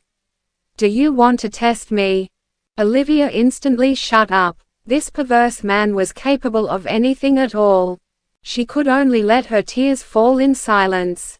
Ethan whispered, "The more tears you shed for his sake, the more he will bleed later." Olivia felt like a heavy boulder was weighing upon her heart. There were thousands of words she wanted to say, but at that moment, she couldn't make a sound. She could only shake her head continuously. Reaching out, Ethan rubbed her eyes. "Be a good girl and look away. We can return to our normal lives after this." Tom, who was being held down, started shouting. Popping out of nowhere, Jerry spoke up as well, "If you want to kill someone, kill me. Don't hurt Jack. He just wants to improve the islanders' quality of life. He's a good man. Even when we took your son away, we never hurt him. We even gave him milk, which is a luxury to us." The boy had also appeared in Olivia's drawings. Ethan only responded with 2 words, "Get lost." The usually timid boy refused to budge. "If you truly love Miss Olivia, you won't hurt her friends. What you're doing right now isn't love, it's hurt." It was only then that Ethan looked at Jerry. An evil smile appeared on his lips. "Who told you that I love her? The more she suffers, the happier I am. If killing you could break her heart, that's the best thing I can wish for." Jerry couldn't understand how such cold words could come out of a human mouth. The man's cold air surrounded him, but Jerry retorted bravely. "If you hate her, you wouldn't have protected her on instinct. That bullet was traveling at a high speed. If you hate her, you would have simply let her die. Instead, you held her in your arms." Jerry exposed Ethan's mask right away. Even Kelvin gaped in shock. The meek youth was quite brave, after all. Even Kelvin didn't dare say such words to Ethan's face. "If you truly love a person, it'll show in your eyes. If you don't love her, you wouldn't have humbled yourself and come looking for Miss Olivia in person. If you don't love her, you wouldn't be treating Jack as an enemy. Even a child like me knows that love should be sincere. Even if you don't love someone, you shouldn't hurt them. When you're hurting her, don't you feel bad as well?"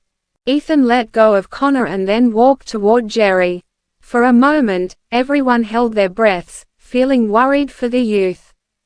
As Ethan neared him, Jerry felt his heart shivering. Still, he didn't back down.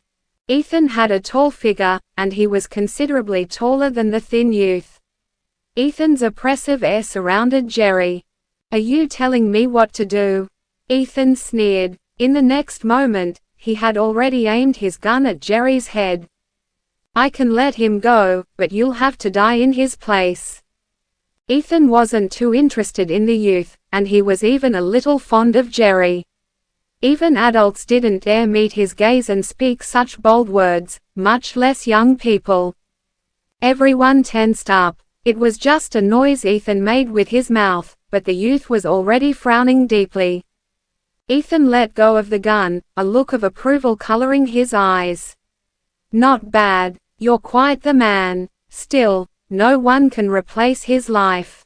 Ethan walked toward Jack. Just then, Jack swiftly took out his gun and aimed it at Ethan's forehead. "Don't move." Guns were pointed at Jack from all sides. The man had been waiting for a chance to make his move. "If my lowly life can be exchanged for Mr. Miller's, then it doesn't seem like a bad deal." A rare smile appeared under Jack's mask. He looked at Olivia with an earnest look that seemed to say, "From today onward, you'll be free." Jack knew very well that as soon as he fired the gun, bullets from all sides would come at him as well. He had nowhere to run. Olivia was stunned. No one could have expected this turn of events. She had known Jack for only 2 weeks. She couldn't allow him to die for her. "No, don't shoot." Olivia ran toward the two in a crazed manner. Ethan, who had a gun aimed at his head, didn't seem to be scared. Instead, maniacal enthusiasm could be seen in his eyes. "Why don't we make a bet and see who survives?" Olivia shouted, "Don't shoot, Jack.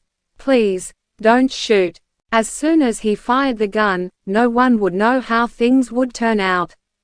But she was sure that only tragedy awaited them. Before Jack could shoot, Olivia was already standing between the two. "If you two are going to shoot, then you should kill me first." Ethan frowned, upset at Olivia's sudden interruption. "Take her away." Throwing herself at Ethan, Olivia hugged him. Her warm tears trailed down his neck as she said in a trembling voice, "Stop. Please, just stop. I'll agree to all your conditions. I won't escape anymore, I swear. Please let them go." The woman in his arms trembled uncontrollably with tears streaming down her face. Ethan felt the cold sea breeze on his face. For a moment, he regained his wits. Seeing how pitiful Olivia's sobs were, Ethan felt like a hole had opened up in his heart. He wasn't happy at all. Instead, he felt endless pain. He felt like he hadn't seen her smile in a long while. When he persistently clung to her, was it for revenge? Or was he simply feeling possessive? No matter what the reason was, right now, he didn't want to see her cry. He asked in a low voice, "Are you truly sorry?" Olivia gripped his coat, her messy hair whipping in the wind. There were tears in her eyes as she nodded time and again. "Yes, I'm sincerely sorry." His slender fingers tucked her messy hair behind her ears. He lowered his gaze, which had a rare hint of gentleness in it. "Then I'll do as you wish." Olivia looked at him in disbelief. She thought that she was hearing things. Bending down, Ethan picked Connor up. Then, he waved at Olivia. The sea breeze lifted the ends of her clothes.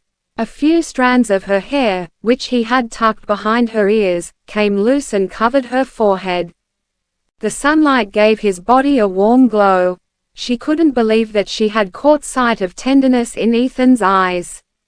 Was she dreaming? Not daring to doubt his intentions, Olivia hastily placed her hand in his palm. As their fingertips touched, he tugged at her. She fell into his embrace. "We're going home." His cold words dashed Olivia's imagination to pieces.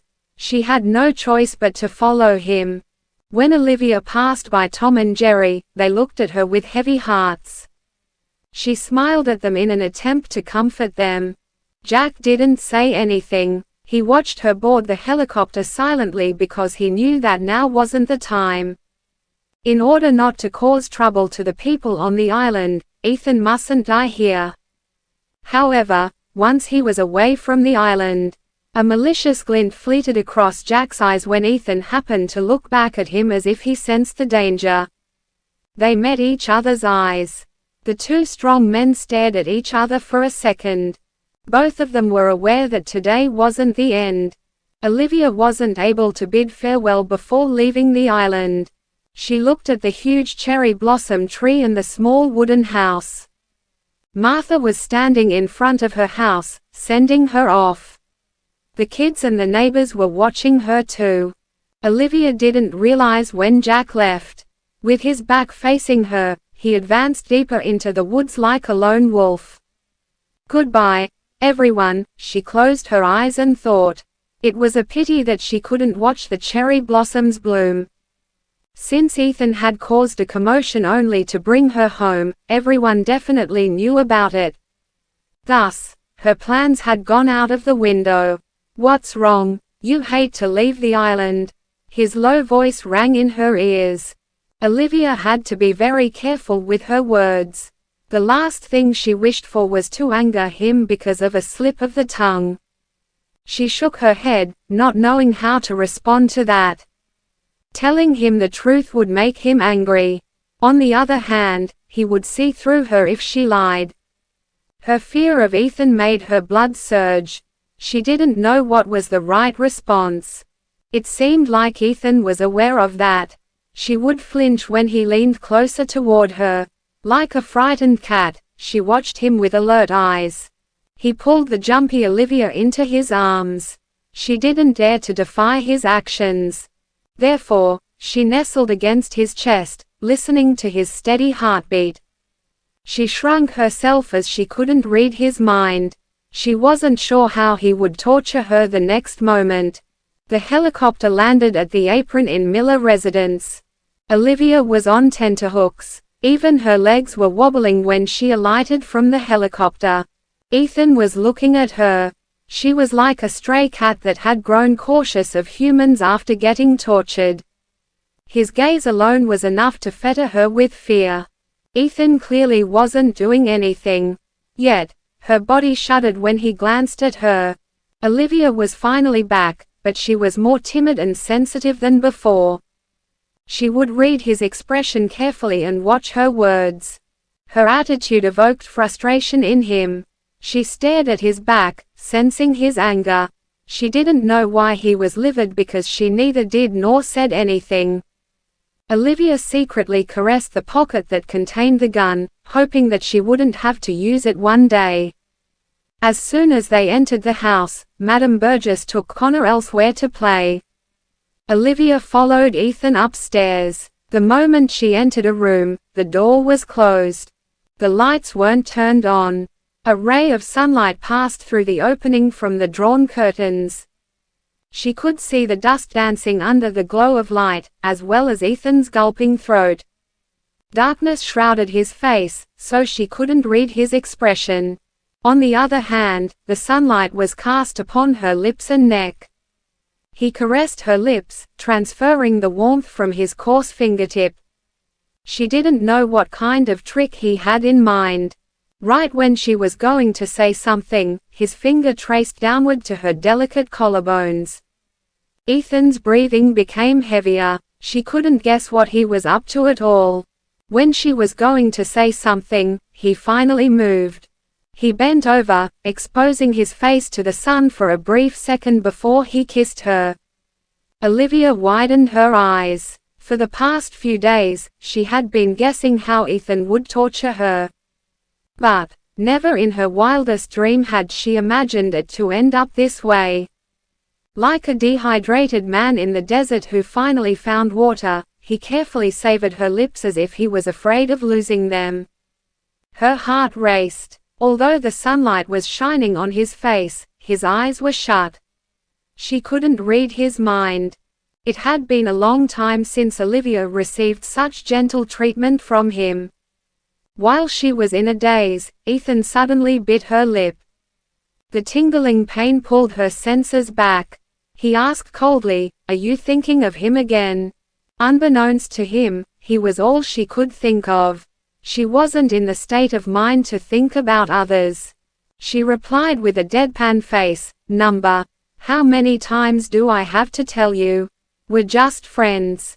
He scoffed coldly. Obviously, he was seeing her as his wife who cheated on him. He wouldn't believe anything she said. Not only that, he was getting aggressive. He caressed Olivia's face. "Did he touch you?" She widened her eyes, not expecting that question from him.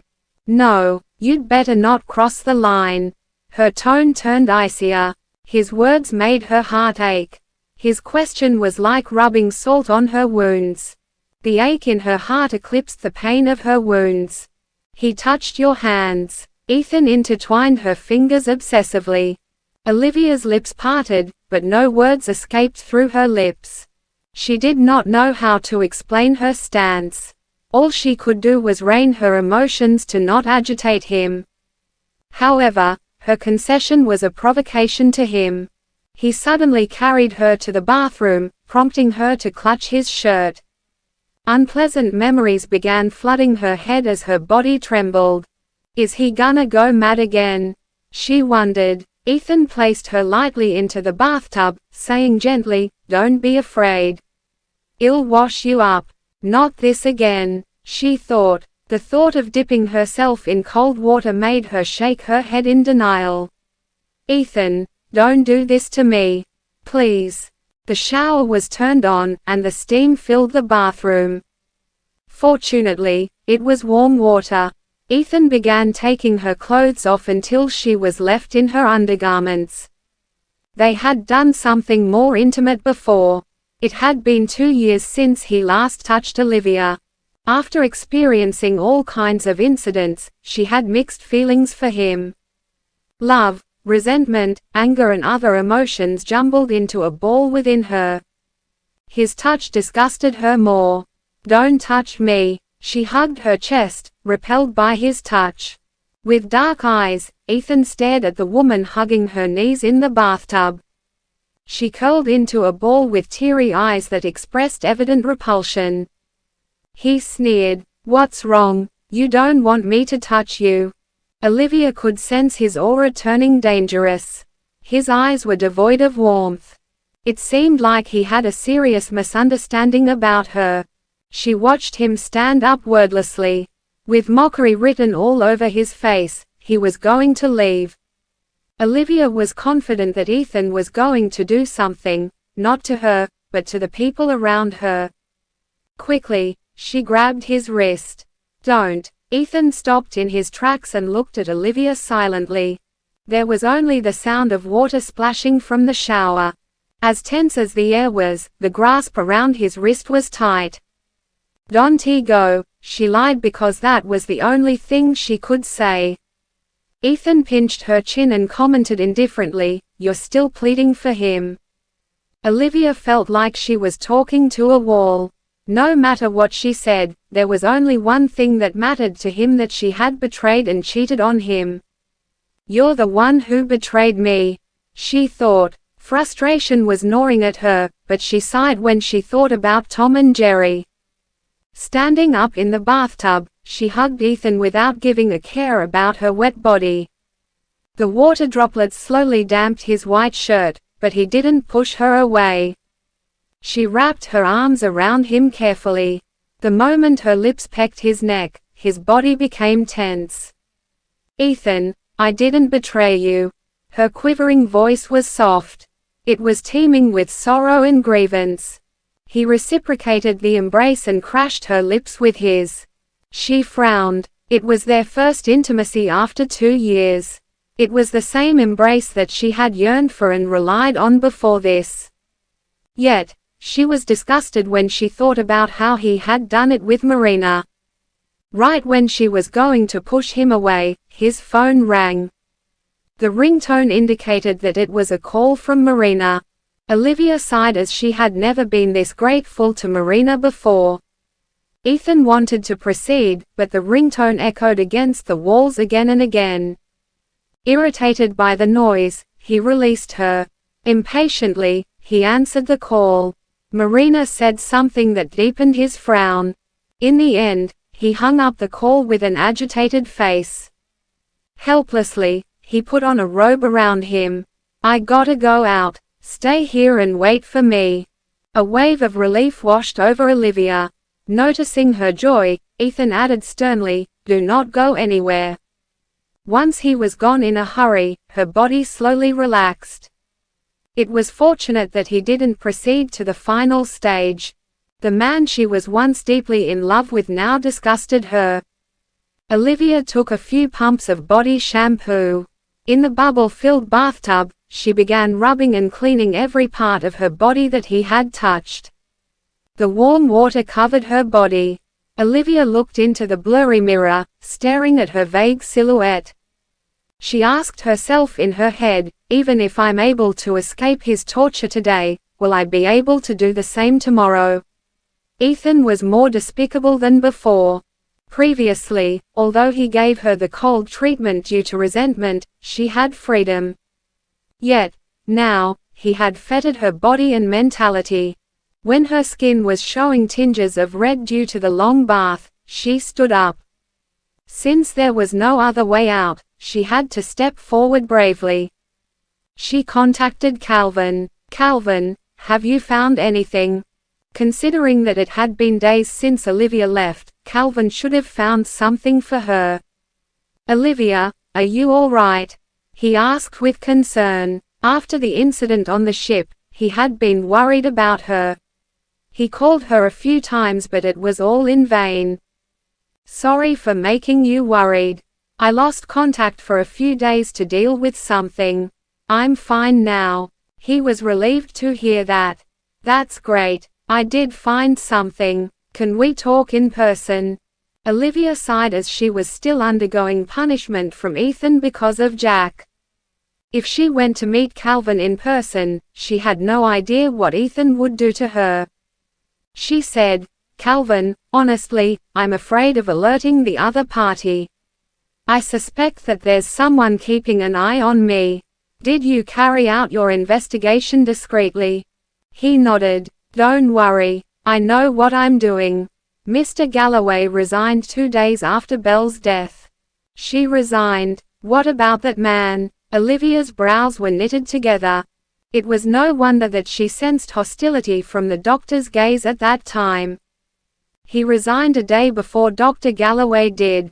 I dug further. The man was a temporary staff hired through Dr. Galloway. His name was fake. What about Dr. Galloway? She owns a medical license. Her name shouldn't be fake. Calvin responded, "Her full name is Jennifer Galloway. We studied in the same medical college, but she's my senior by a few years. She pursued her studies abroad after graduation. She returned to the country only this year." He paused momentarily before continuing, "I found something interesting.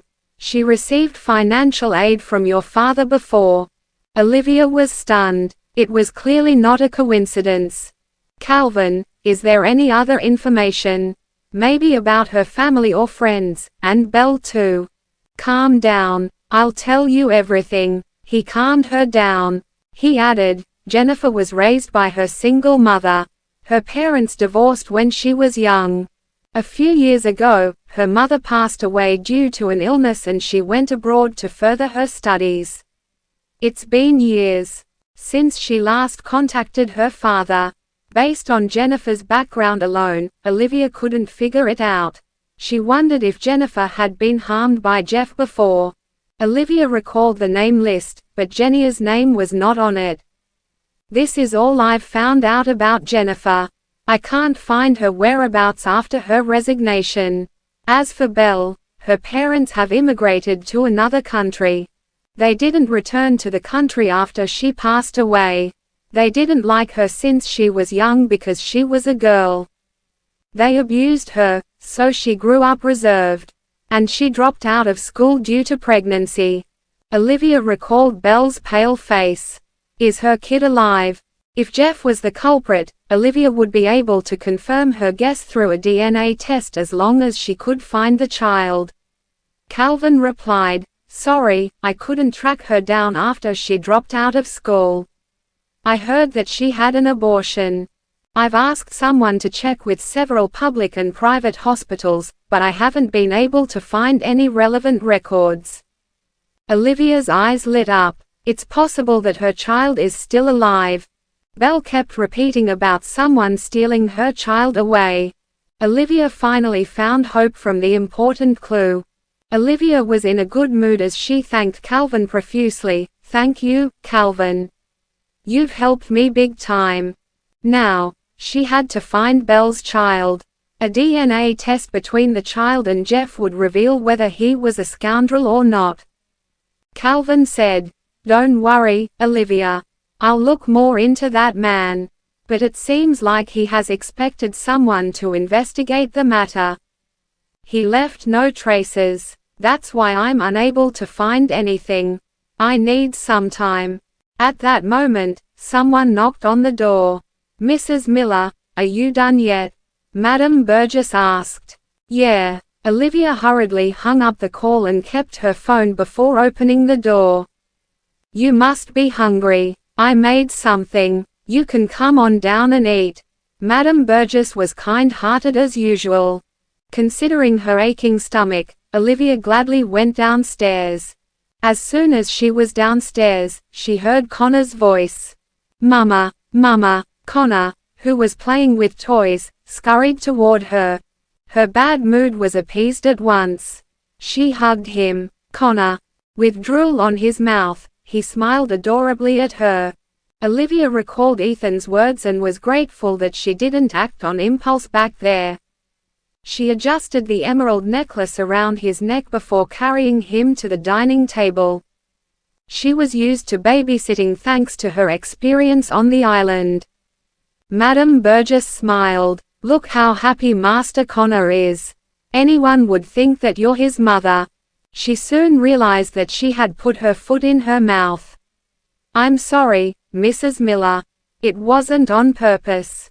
"It's all right." Olivia shrugged it off. They enjoyed the meal. After the meal, Olivia suddenly realized that something was wrong.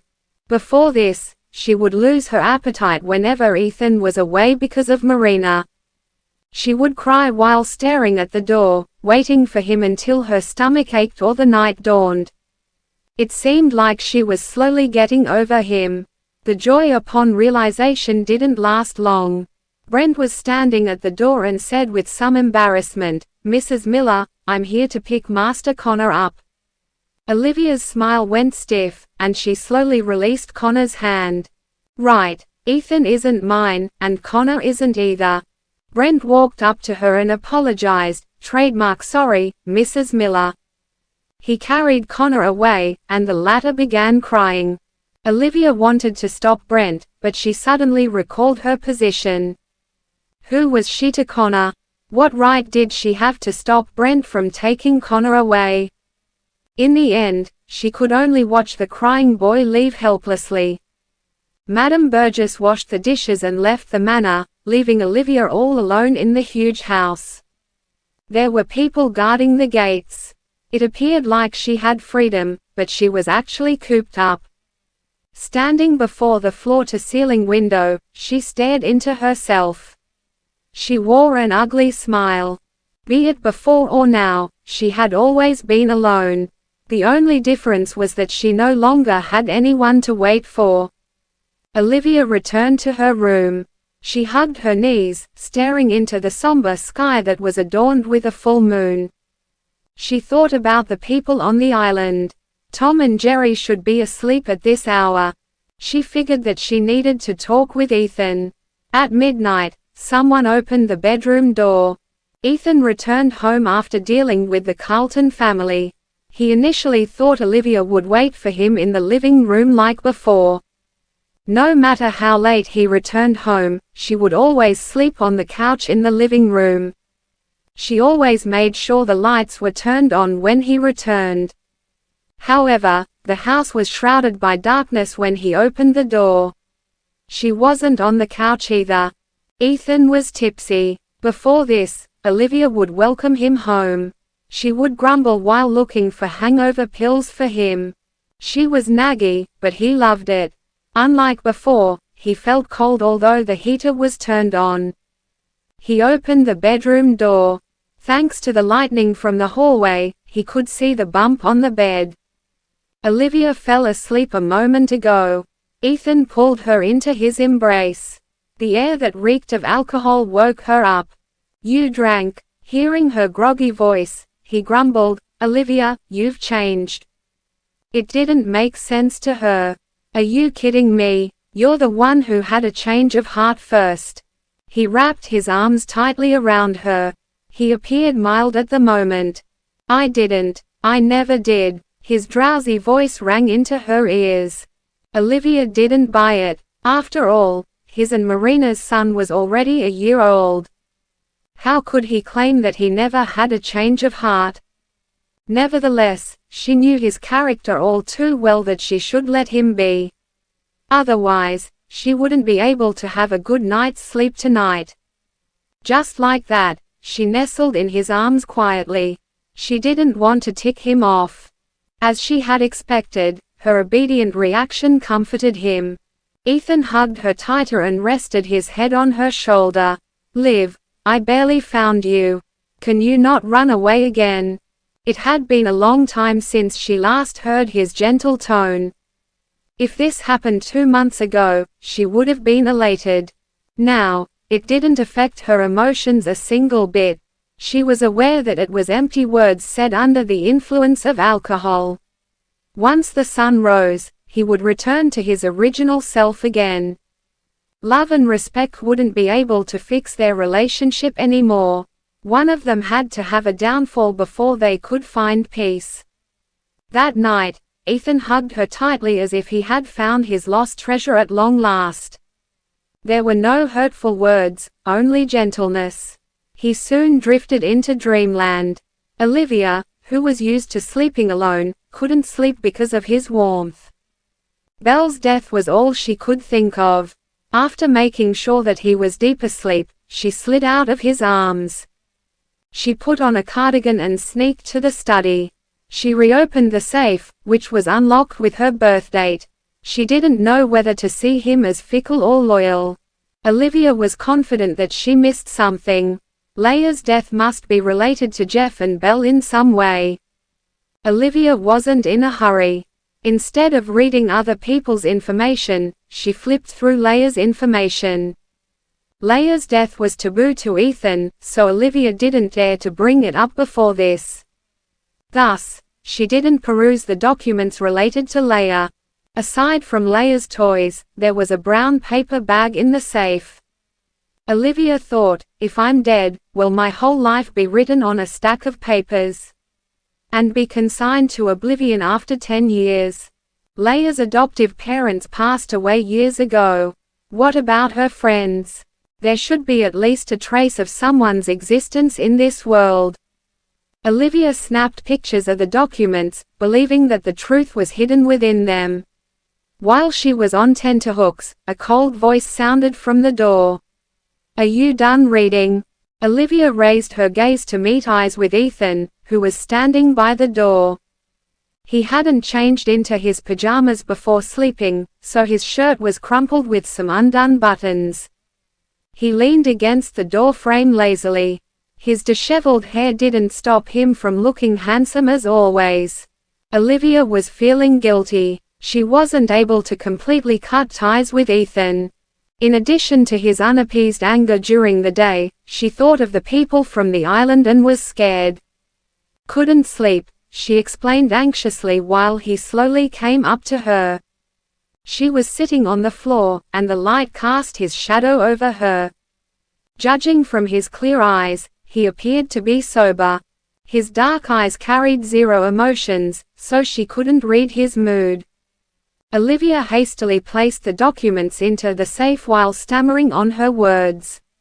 "I was simply looking around." He held her wrist tightly. Her chest tightened, and her instincts prompted her to beg for mercy. "I was wrong. I shouldn't have read your sister's documents. Don't be angry." He held her hand while staring at her. He wondered since when the affection and resentment in her gaze had given way to fear. "It's getting late." His voice was hoarse. Olivia looked at him, confused. Ethan set the documents in her hands aside and carried her. "You can take your time and read them during the day." She widened her eyes in surprise, thinking, does that mean I can enter his study and read his documents whenever I want? "I didn't change the password because I didn't want to hide it from you in the first place." He saw through her. Ethan placed Olivia on the soft bed and hugged her tightly once again. "You should rest now." His groggy voice sounded above her. She stared at the silver button on his shirt that reflected the moonlight. His heartbeat was pounding into her ears due to the proximity. Confused, she couldn't follow him at all. "If you don't wanna sleep, I don't mind continuing our unfinished deeds from the day," he suddenly said. She was surprised and hurriedly shut her eyes. She stayed still. She deemed that he wasn't in his right state of mind. Ethan stared deeply at the sleeping Olivia, who was curled in his arms. It had been a long time since they last slept in each other's embrace. The next morning, his handsome face appeared in her sight the moment she opened her eyes. It was as though time had returned to 3 years ago when she could see him whenever she woke up. A few strands of his fringe rested on his forehead, tickling his furrowed eyebrows. The sleeping man appeared harmless. There was a thin layer of stubble around his tense jaw. Olivia instinctively reached out to smoothen the crease between his brows. Her hand halted mid-air when she recalled that they were divorced. When she was going to withdraw her hand, Ethan opened his eyes. their eyes intertwined mid-air. She could see the tiny dust particles dancing in the air too. Her hand remained stiff in mid-air. Whether she withdrew her hand or not, it would be awkward. While she was thinking of how to resolve the awkward situation, his hand around her waist tightened. He suddenly hovered over her to kiss her lips. Olivia was stunned for a moment. When she finally pulled her senses back, she pushed Ethan away. The fact that he had touched another woman disgusted her. That was the sole reason behind her instinctive reaction. However, he held the back of her head and deepened the kiss, rendering her defiant action in vain. Frowning, she wanted to bite him only to find that he was pinching her cheeks. Men were inherently stronger than women when it came to strength. Thus, she had no choice but to yield to him. When Olivia thought she was going to suffocate to death, Ethan finally let her go. She glared at him with reddened eyes like an angry bunny. His eyes darkened. "What's wrong? Am I not allowed to touch you?" Before she could respond, he pinched her cheeks harder as he stared at her icily. Her brows knitted at his psychopathic acts. She attempted to pry his fingers off. "Release me. If you're sexually frustrated, you can go to Marina. She's your fiancée." "Olivia Fordham, it seems like you're taking the liberty of my generosity toward you." Enraged, Ethan grabbed her hands. Learning her lesson from her past experience, Olivia didn't dare to infuriate him by crossing the line. She caved into him. Although she had raised the white flag, Ethan noticed the unappeased rage in her eyes. He released her and headed to the washroom. She massaged her hurting cheeks while concluding that his mood swings had become more serious than before. Hence, she made a mental note to herself not to enrage him. 10 minutes later, Ethan came out of the washroom. He didn't spare a single glance at her when he passed by her to reach the closet. Olivia was aware of one thing: the angrier he was, the more passive she would become. She opened the other side of the closet to take a suit out. "Wear this." It was in gray color, which held a certain solemnity and was relatively casual than black. It was perfect for his schedule today. Ethan approached her. She thought that he would reject her suggestion, yet he trapped her by placing his hand next to her. She retreated in reflex. He drew the distance closer until her back rested against his clothes. She was trapped in the cramped closet. Slightly nervous, she met his eyes. It's been a while since you picked an outfit for me." Ethan caressed her cheeks. Olivia's heart missed a beat as she thought, "He's always known how to make my heart flutter." "You're the one who isn't home all the time," she grumbled helplessly. He leaned toward her to capture her lips with his. She was forced to hug his neck to stabilize herself. The thought of the cramped space made her breathe heavily. She didn't have the guts to shove him away, so she accepted the kiss. Ethan couldn't put his finger on one thing, that was whether his love for Olivia was greater than resentment or vice versa. However, there was something he was sure of. The woman, whom he once thought he could get over, had captured his heart. The ocean of resentment drove him apart, yet he wanted to slog through it only to hold her in his arms. Kissing her and possessing her were the only things he could think about. Ethan wanted to have all of her. Invisible vines that sprouted from his deep feelings wrapped around her. "Olivia, let's make a deal." His voice was hoarse. "A deal?" Olivia looked at Ethan, confused. She had nothing to offer him, so how was she supposed to make a deal with him? The cramped space made it difficult for her to breathe. Even her back was sweating due to the heat. Ethan bent over slightly. The water droplets dripped on her cheek from his strand of hair, leaving a cold stain on it. "Stay by my side, then I'll wipe the slate clean with the Fordham family," he proposed sternly. His proposal repeated in her head before she asked calmly while meeting his eyes, "Stay by your side as what?" He paused momentarily. I can give you anything aside from the title of Mrs. Miller. She said clearly, so you want me to be your mistress? The disgraceful word displeased him.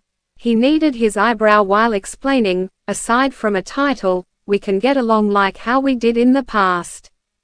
The past, she chuckled. Olivia was aware that she should be the meek party in order to win some favor for herself from the negotiation. However, his condition was infuriating her.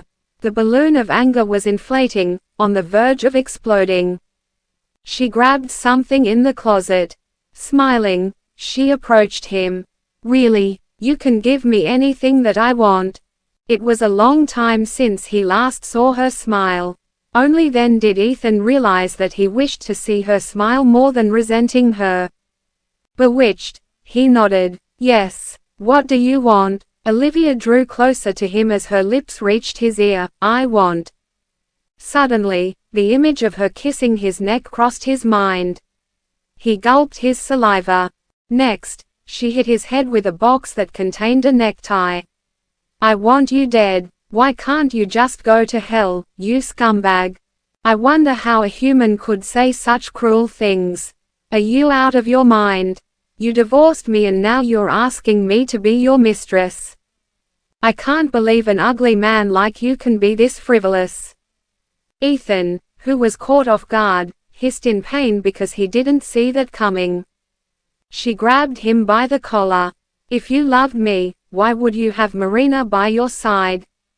You're engaged to her and yet you won't let me go. Is this your kink? Do you take pleasure in having affairs? Her beating didn't anger him, but her words did. Olivia Fordham, shut up. I can never let this off, Ethan Miller. You destroyed my family and made us go bankrupt. My father is in a coma because of you. How could you say that to my face? I'm going to send you to hell today, she shouted. Exasperated, Ethan pulled her out of the closet. Olivia took the chance to punch and kick him. You want me to be your mistress? Dream it on, you hideous man. I bet you're the reincarnation of Zeus. I've never met someone as frivolous as you are. It's not like there are no other men in this world. Why must I stay by your side? Her face turned crimson. She continued, instead of mistress, I'd rather be your mother. I would have ended your life as soon as I gave birth to you. Her scoldings ticked him off. His eyes were dangerously dark when he raised his hand.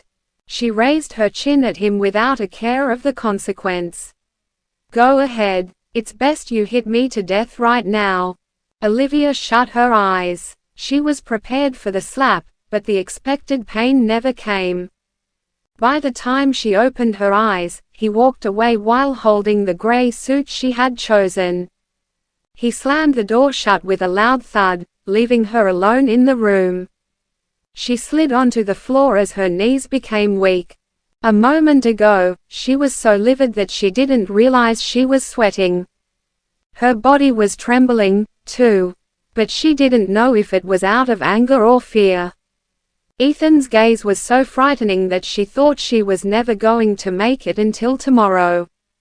It was her first time reprimanding him ever since they got together. She bet she was the first person to do that to him.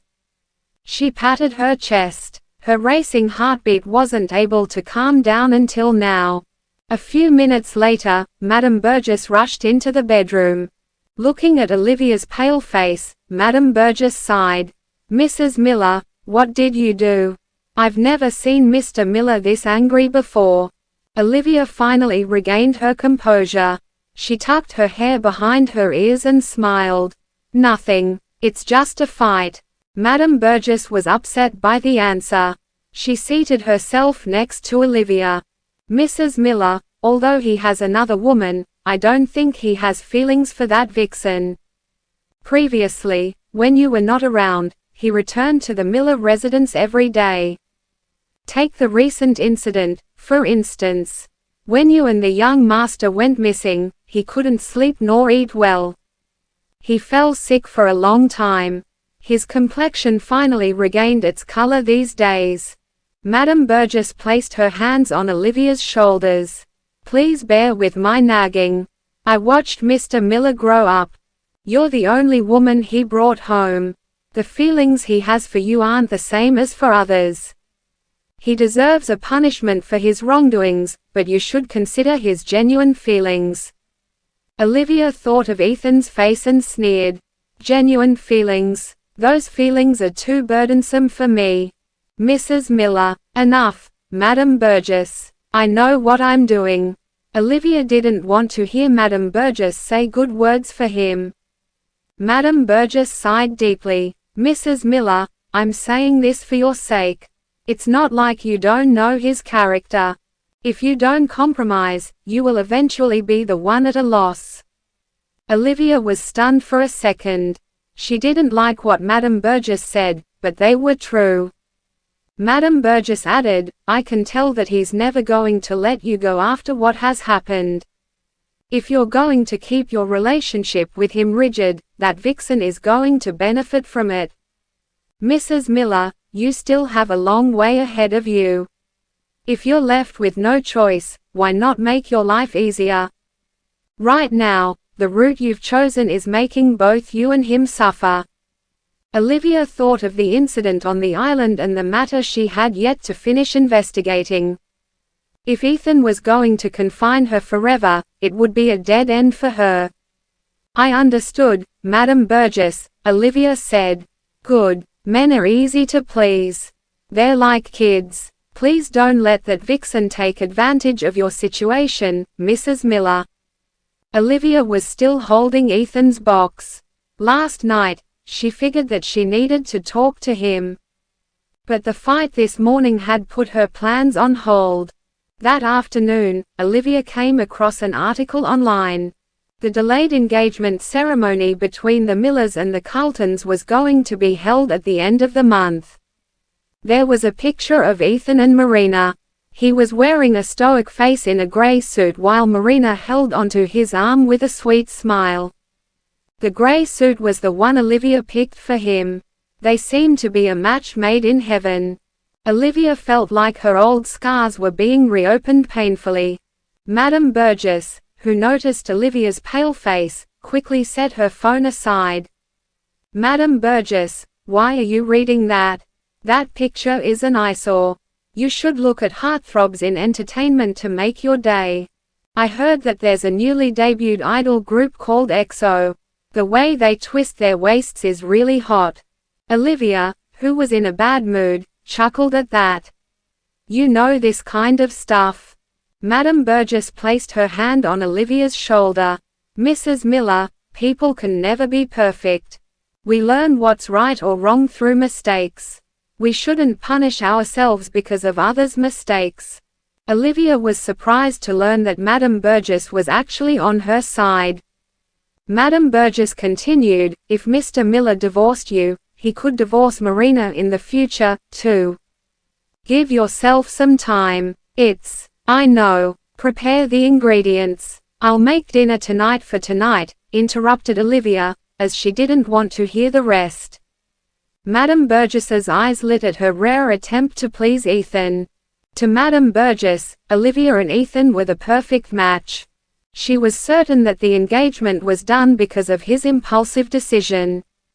Thus, his relationship with Marina wouldn't be able to last long for sure. Okay, I'll call Mr. Miller, Madame Burgess said.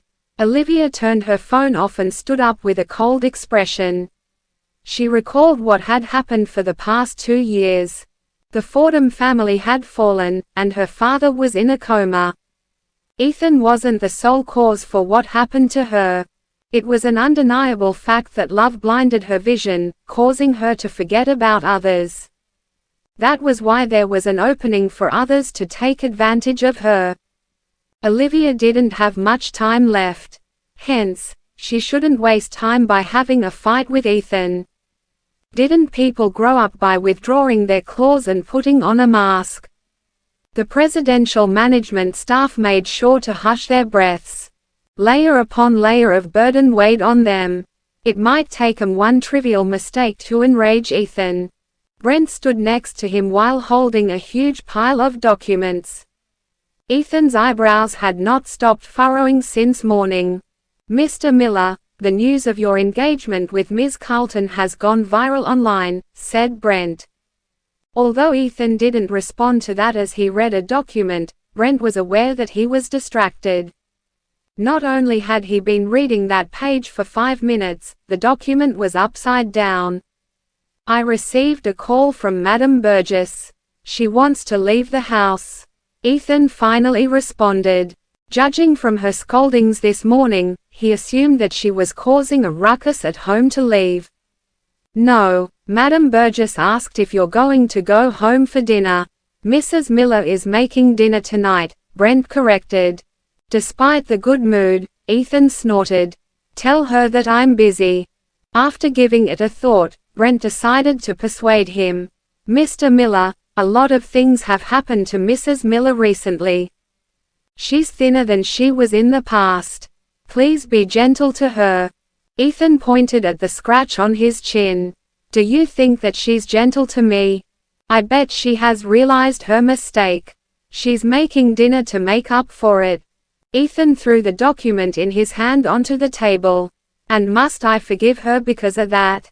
Does she think that she's the only one I need? I didn't punish her for escaping, though. Just what does she want me to do?" He kept thinking about how Olivia and Jack held hands on the island. Suppressing the churning resentment in him, he let out a long sigh. He slammed the table. "Even if I have to jump off this building, I am not going to go home to have dinner with her." Brent relayed the message to Madame Burgess over the phone. 5 minutes later, Ethan's phone rang.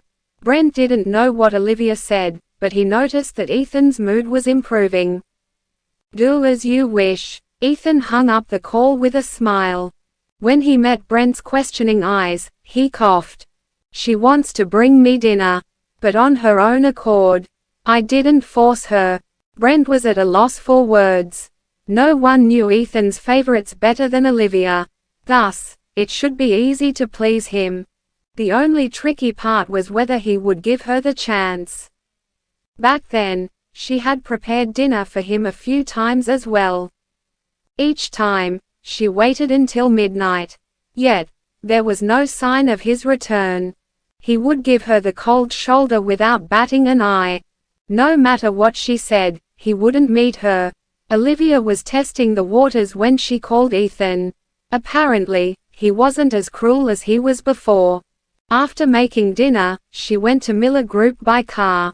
She was deeply absorbed in her thoughts while hugging the lunch boxes. The mastermind knew Ethan and Olivia's situation like the back of his hand. Hence, it was highly possible that he was an acquaintance of Ethan's. But who could it be? Kelvin and Brent clearly could not be the mastermind. Madame Burgess was out of the question because she wouldn't be able to keep things to herself. Could it be one of the workers in the Miller Group? Olivia didn't visit him at work before they divorced. At that time, she assumed he was protecting her privacy. Now, it seemed like a joke to her. The public was aware of Ethan and Marina's engagement. It was all over the news. Yet, there wasn't a huge change to Olivia's identity. Be it the past or present, she was kept in the dark like a dirty secret. She took the presidential elevator to go to the highest floor of the building. Every employee had clocked out at this hour. Only Ethan and his secretaries were working overtime. Her feet halted by the door. There were 6 secretaries working for him. She could recognize the 4 men and 2 women. The moment she entered the office, she met eyes with a lady sitting in a corner. The lady adjusted her spectacles. Olivia couldn't see her eyes due to the reflection of the glass. "Mrs. Miller, Mr. Miller's office is right ahead." Brent showed Olivia the way. The secretaries were buried in their works. She couldn't observe much from that brief glimpse. In order not to alarm them, she quickly left the area. Brent knocked on the door, and an icy voice came from the inside. "Come in." He opened the door for Olivia before taking his leave. The curious secretaries came up to him. "Brent, who's that woman?" Ethan was known for his aloof attitude toward women. Other than for collaboration purposes, no women had ever shown up at this hour. Brent smacked William Dante's forehead.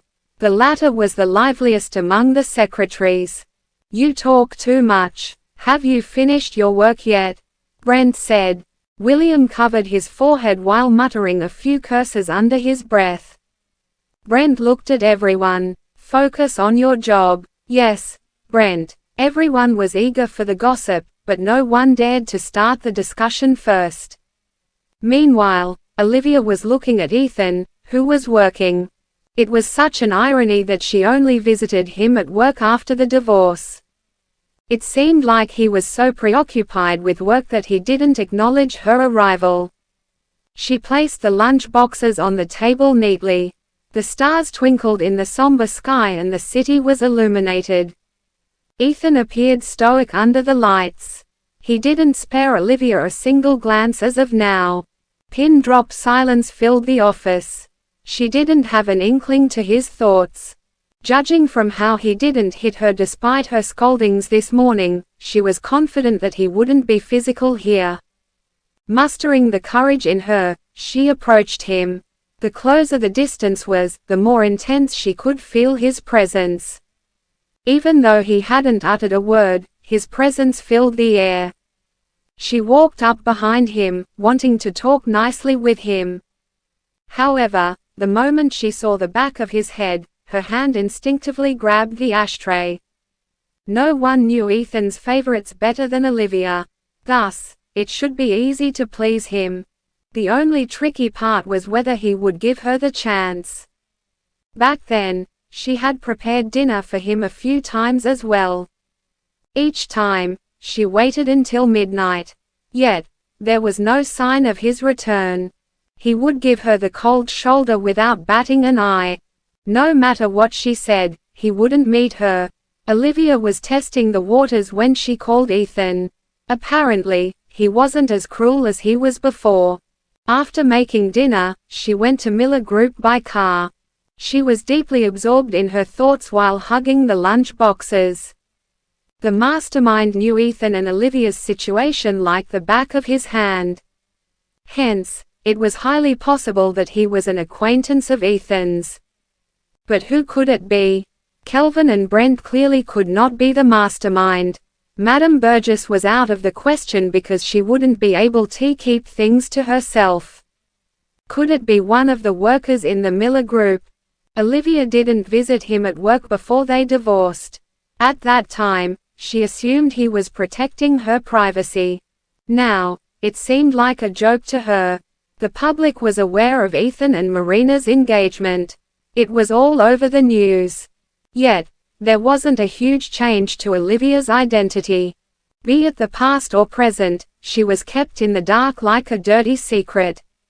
She took the presidential elevator to go to the highest floor of the building.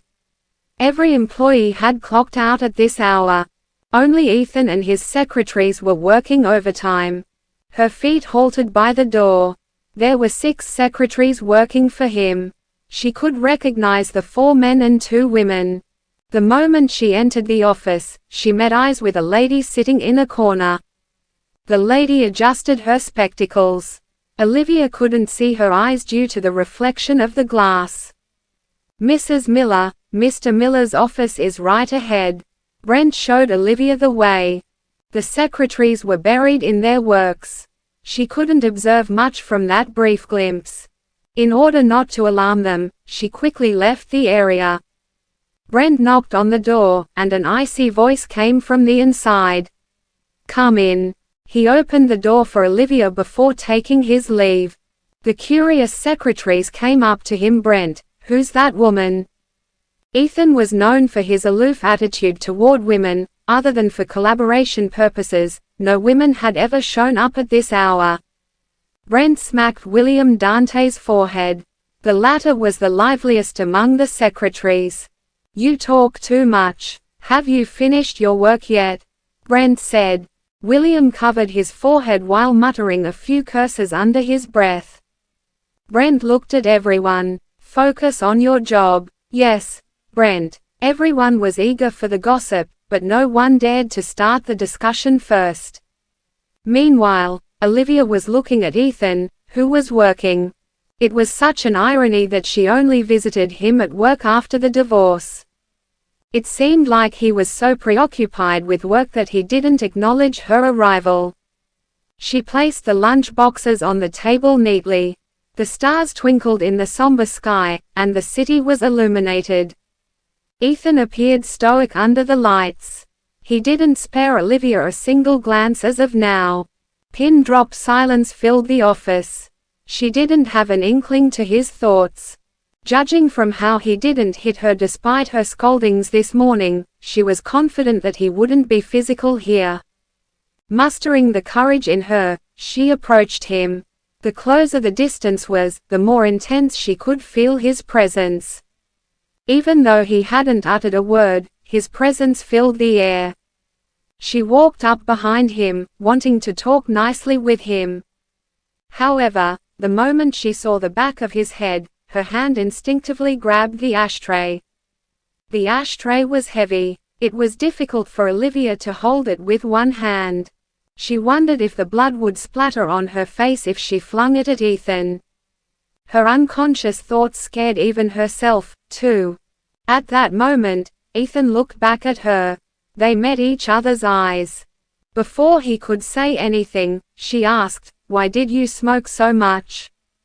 When he noticed the ashtray in her hand, the first thing that came to his mind was that Olivia was going to murder him with it. But her question nipped his suspicion. Ethan was wearing an indifferent expression. "Does that have anything to do with you?" His voice was full of disdain. She set the ashtray down. "Next time, she'll use something sharp to finish him off." Suppressing her displeasure, Olivia tugged at the hem of his sleeve. "I crossed the line this morning. I'm sorry." Ethan stared at her face, which appeared paler under the light. She came without makeup. Although she was pretty, she didn't look lively. It still softened a part of his heart all the same. Ethan could never handle it when Olivia acted cute while tugging his shirt. Whenever she acted that way, he could even pluck a star from the sky if she wanted him to. "Where's dinner?" he questioned, finally relaxing the mood. "Here." She gladly went along with it and pushed the meal box in front of him. There was fried chicken, lasagna, salad, and fruit. The cherry tomatoes in the salad were arranged into a heart shape. It was simple, yet it catered to his liking. Ethan, who hadn't been able to have the food she made, stared at the heart-shaped salad for a while. Memories of her first cooking experience crossed his mind. She was clumsy but serious about preparing him a lunch box.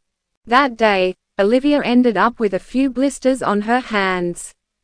Yet, she presented the nicely plated dish to him with a grin. "Here, I made it. Even if it's not tasty, you gotta finish it."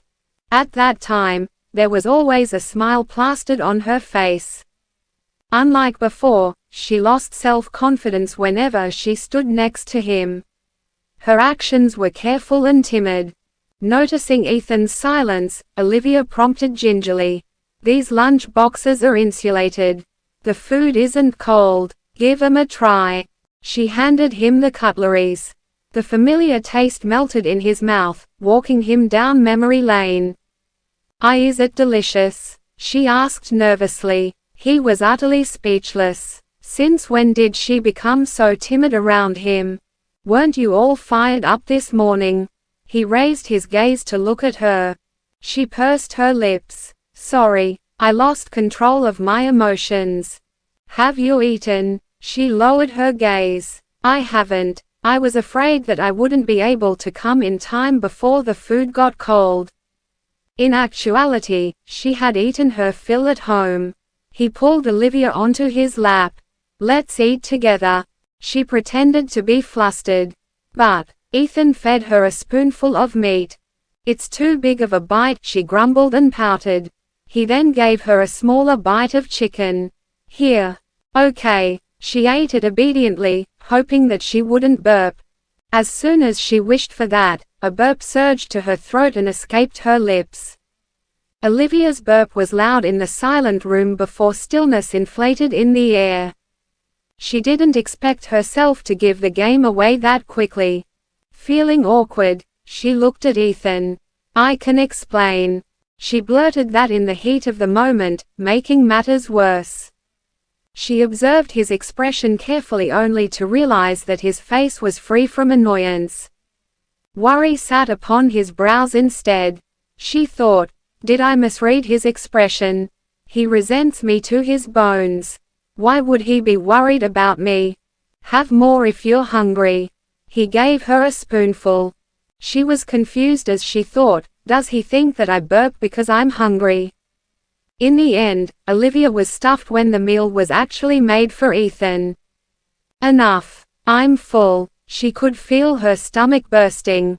He frowned. "You're all skin and bones. How could you eat only this little?" Then, he fed her another spoonful of lasagna. Her cheeks were puffed like a chipmunk. At this moment, a woman in spectacles opened the door. "Mr. Miller, we need a signature from you for this doc." Never in her life has she imagined herself to witness such a scene. The solemn Ethan, who abhorred contact with women, was hugging and feeding Olivia. His humility put the secretary in a trance. Olivia swallowed the food in a hurry and choked on it. Her face turned red instantly. "Water." Ethan gave her a glass of water. How could a grown-up choke on food? She hugged his neck and nuzzled his cheek. "I was surprised. That's all." Her gentle voice sent slight shudders across his body. It made his heart flutter. Olivia's breathing was brushing his ears. He turned his head away to look at the shocked secretary. "Who told you to come in? Leave." I'm sorry, Mr. Miller." She quickly closed the door. Although she was hugging Ethan's neck, she had been watching that secretary from the corner of her eyes. Everyone around him was on Olivia's suspect list. The opponent's objective was to drive Olivia and Ethan apart. Thus, the opponent wouldn't like it when they were intimate. Too bad there weren't many emotions shown on the secretary's face. As soon as the door was closed, she released him. "That secretary is bold. She entered the office without your permission." Jealousy seeped into her tone, and he was in a good mood because of that. She was in a hurry to get her job done, so she didn't think much about it. "I'm full. You can dig in." She hopped off Ethan's lap as if she had achieved her objective. Olivia stood in front of the floor-to-ceiling window, which made her appear petite. Mixed feelings churned in his stomach as Lai watched her back. She was gazing at the illuminated city, where she didn't feel a sense of belonging. He placed the cutleries down without her knowing and came up behind him. "Something on your mind? About you and Marina's engagement ceremony. I heard that she's chosen Cherry Blossom Haven as the venue. It'll be gorgeous when the cherry blossoms bloom," she described it with tranquility. Slowly, she turned around and looked at him. "Speaking about it, you still owe me a wedding." When Olivia said that, she forced herself to recall the sad memories so that she could look at Ethan with teary eyes. She knew that being ferocious against him wouldn't do. After all, they were once husband and wife. She knew his character more than anyone else did. Softening his heart was the best option. Her voice was calm, free from complaints and doubts. Tears were pooling in her eyes, too.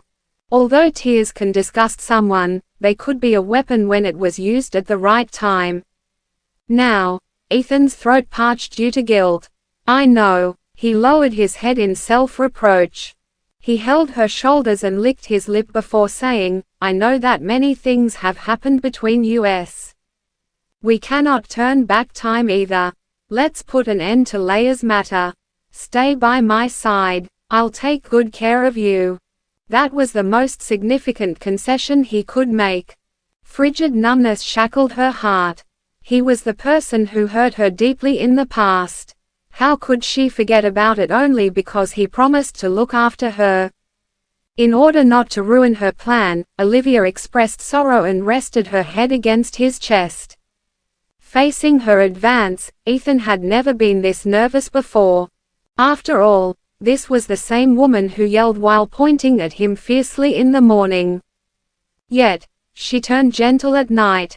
Their interactions were mostly on the edge for the past 2 years. Such a calm moment was rare between them. His body went tense as he quietly waited for her to say something. "Ethan," she called. Olivia's soft voice was like a cat's meow, prompting him to hum in response. She continued, "We need to talk." "Trademark all ears," he said. She hugged Ethan's waist and recounted the whole story on the island in a gentle voice. "At first, I was trying to rescue Connor. But I fell in love with that place later on. No one hurt me. Everyone on the island was kind to me. I genuinely want to help them." She raised her head to observe his response. When she was certain that he wasn't acting repulsive to that topic, she added, "Tom is cheerful, and Jerry is talented in arts." Martha owned only one thermal underwear, but she made it into a diaper for Connor. "What do you want me to do?" He was surprisingly receptive. Her expression sparked joy as she told him her plan. "Got it," he responded. Olivia gazed at Ethan in anticipation. I can develop the island, but on one condition." Her eyes were twinkling in happiness. "Say it." The squeaky clean window reflected how he bent over to whisper into her ear. "I want you to stay by my side forever. You cannot leave me." Her body shuddered slightly. Previously, he was the person who wanted the divorce. Now, he was the person who wanted her to stay. She couldn't seem to understand him anymore. Considering the few months she had left, she nodded without hesitation. Okay. Her lifetime came with a limitation. There were a few months remaining. Her quick response made Ethan anxious instead. He had more questions in mind, but it would upset both of them since it was related to their fight this morning. He tightened his arms around Olivia's waist. "If you leave me, I will burn that island. You know that I do as I say, don't you?" His body was warm, unlike his icy tone. Calmly, she tugged his shirt. "Ethan, I have a favor to ask you." It was rare for Olivia to show him her good side. Naturally, Ethan was willing to hear what she had to say. Yes. Ethan was in a good mood. His tone became lighter without his knowing. Olivia said seriously, "I do not want to be locked in the house like a pet. I had given up on my studies before. I had only lived in sadness these 2 years. I want to have a fresh start." "Let's hear it." Ethan was in a really good mood. That made him more patient, too. Olivia said slowly, "I want to work at your side." In the past, she had lived her life as a housewife. She had been content with living like that, being loved by him. She was okay with not being in the spotlight. But she thought she was too much of a failure when she realized she didn't know the people Ethan hung around with. Like her relationship with Ethan, she initially thought that it was only because of Marina. But after she gave it a thought, it couldn't have been her. The person forced them to get a divorce. They even destroyed Leia's gravestone to further worsen her relationship with Ethan. The person's manipulation caused them to be where they were now. The picture she received last month also managed to make matters worse. Olivia almost killed Connor. If she hadn't stopped herself that night, it would have been over between her and Ethan. He would likely torture her to death. What an evil scheme. After she understood everything, she did away with her hostility. She wanted to find the mastermind behind it all with Ethan's help. "Family. I believe I can accomplish that by learning from you." Olivia knew that was a good excuse.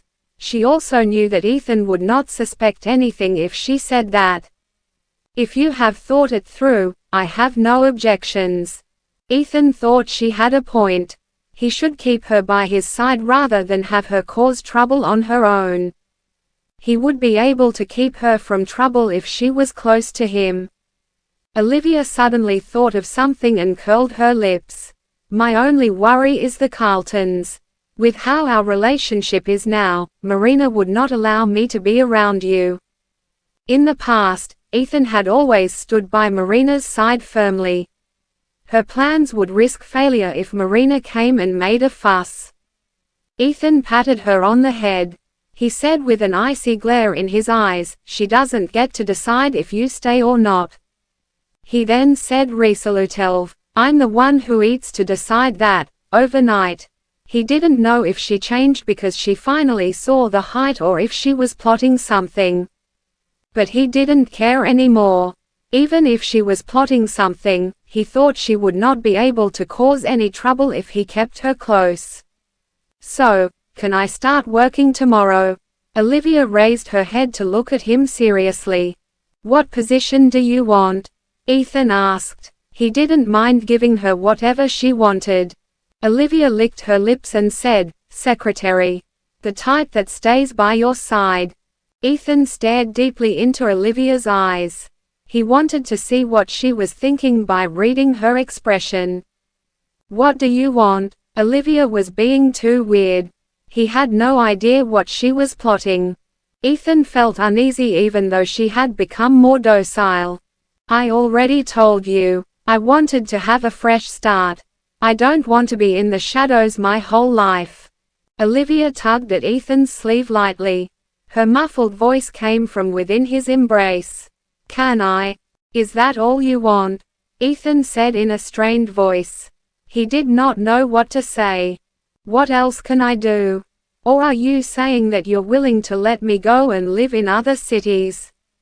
Ethan tightened his arms around her voice and said coldly. The voice in Olivia's head and Ethan's voice were in unison. Olivia raised her head to smile at him and said, "Are you full? Do you want to eat some more?" Trademark fine. You should go rest. Olivia broke free from his embrace and said with a serious face, "How can I do that? I am going to be your secretary soon. I need to get used to your daily routine." Ethan looked at her deeply. She had a serious expression. He didn't see anything suspicious. "Do whatever you want." He went back to his seat while Olivia cleaned up the food containers. She saw Ethan make a call from the corner of her eye. Brent quickly entered the room and stood at the side, awaiting orders. "I'm afraid you'll have to change how you address me." Brent looked at Ethan for confirmation. Ethan nodded at him. "Okay, my apologies. Come with me, Olivia." Olivia quickly followed Brent out of the room. Ethan stared at her back as she was leaving. He decided that he would keep her close. No matter what she was plotting, she would not be able to cause any trouble with him watching. He went back to his work after he came to that conclusion. But for some reason, he was in a better mood than before. Olivia followed Brent to the corridor. Brent looked around and saw that nobody was near. He said, "Mrs. Me, are you sure you want to do this? It's better to be able to work than to be locked up at home. At least this way, I get to go out. I'll arrange for you to have a desk tomorrow. You can just familiarize yourself with the other people tonight." Understood. After Brent left, the 6 people in the office stared at her. But since they all worked under Ethan, they didn't ask her anything, even if they were curious. "Olivia, I'll brief you on Mr. Miller's habits in a bit." The one who spoke was William Dante. He was in charge when Brent wasn't around. He was holding a stack of documents, and his back was straight. He didn't look like an office worker but more like an army man. "Thanks, Mr. Dante." William proceeded to introduce the others to her. "This is Aaron Dante, Tiago Bingley, and Clint Bingley." Olivia thought that the secretaries would be her suspects if the person who manipulated her life was indeed hiding close to Ethan. Olivia was observing their expressions to see if they would reveal their true colors. But they were calm and composed. They greeted her and went back to work. Olivia touched her wrist. Was she wrong about that? She decided not to rush things. She decided to probe Grace first. She was the most recently recruited secretary other than herself. Olivia moved next to Grace. Grace's attitude towards her wasn't particularly friendly. But she also didn't look down on her. Olivia spent nearly 2 hours next to all the secretaries. She wasn't able to find anything suspicious about them. Brent allowed them to go home after they did overtime until QNN nanometer. Chin, you wanna come with me? It's a new bar, lots of handsome guys. It can be your welcome party. Olivia didn't expect her to get friendly so suddenly. She waved her hands and said, I can't. I still have some documents to tend to. I haven't even memorized Mr. Miller's preferences yet. Nancy withdrew her gaze from Olivia and said, all right, maybe next time. Nancy was already walking away while talking. Aaron put his palm on his forehead and said, stay away from her. She's a bad influence. She flirts with men all the time. Olivia smiled sheepishly and looked at Grace. Grace was not a particularly beautiful woman. She looked very different compared to Nancy's charming appearance. She reminded Olivia of a teacher's pet. Someone who wears glasses and has plain looks but always excelled academically. From her words, it was like she was a robot. Even though her tone was flat, her words sent chills down Olivia's spine. Olivia smiled innocently at her and said, Ms. Engel, your earrings are so pretty. I couldn't help but stare at them. Where did you buy them? The earrings were the only accessory on Grace's person. They were small and shaped like roses. There were diamonds in the center of the earrings that shined brightly. These are custom made as per Mr. Miller's order. They were my year-end bonus for the year before. Grace said in a calm voice. Is that so? Then I have to work hard to shoot for this year's year-end bonus. Olivia said while punching her fist in the air, efficiently. They chatted for a little bit more. Olivia was the last one to leave the office. She didn't go far and waited at the underground parking lot. Ethan rolled down the car window and said coldly, get in.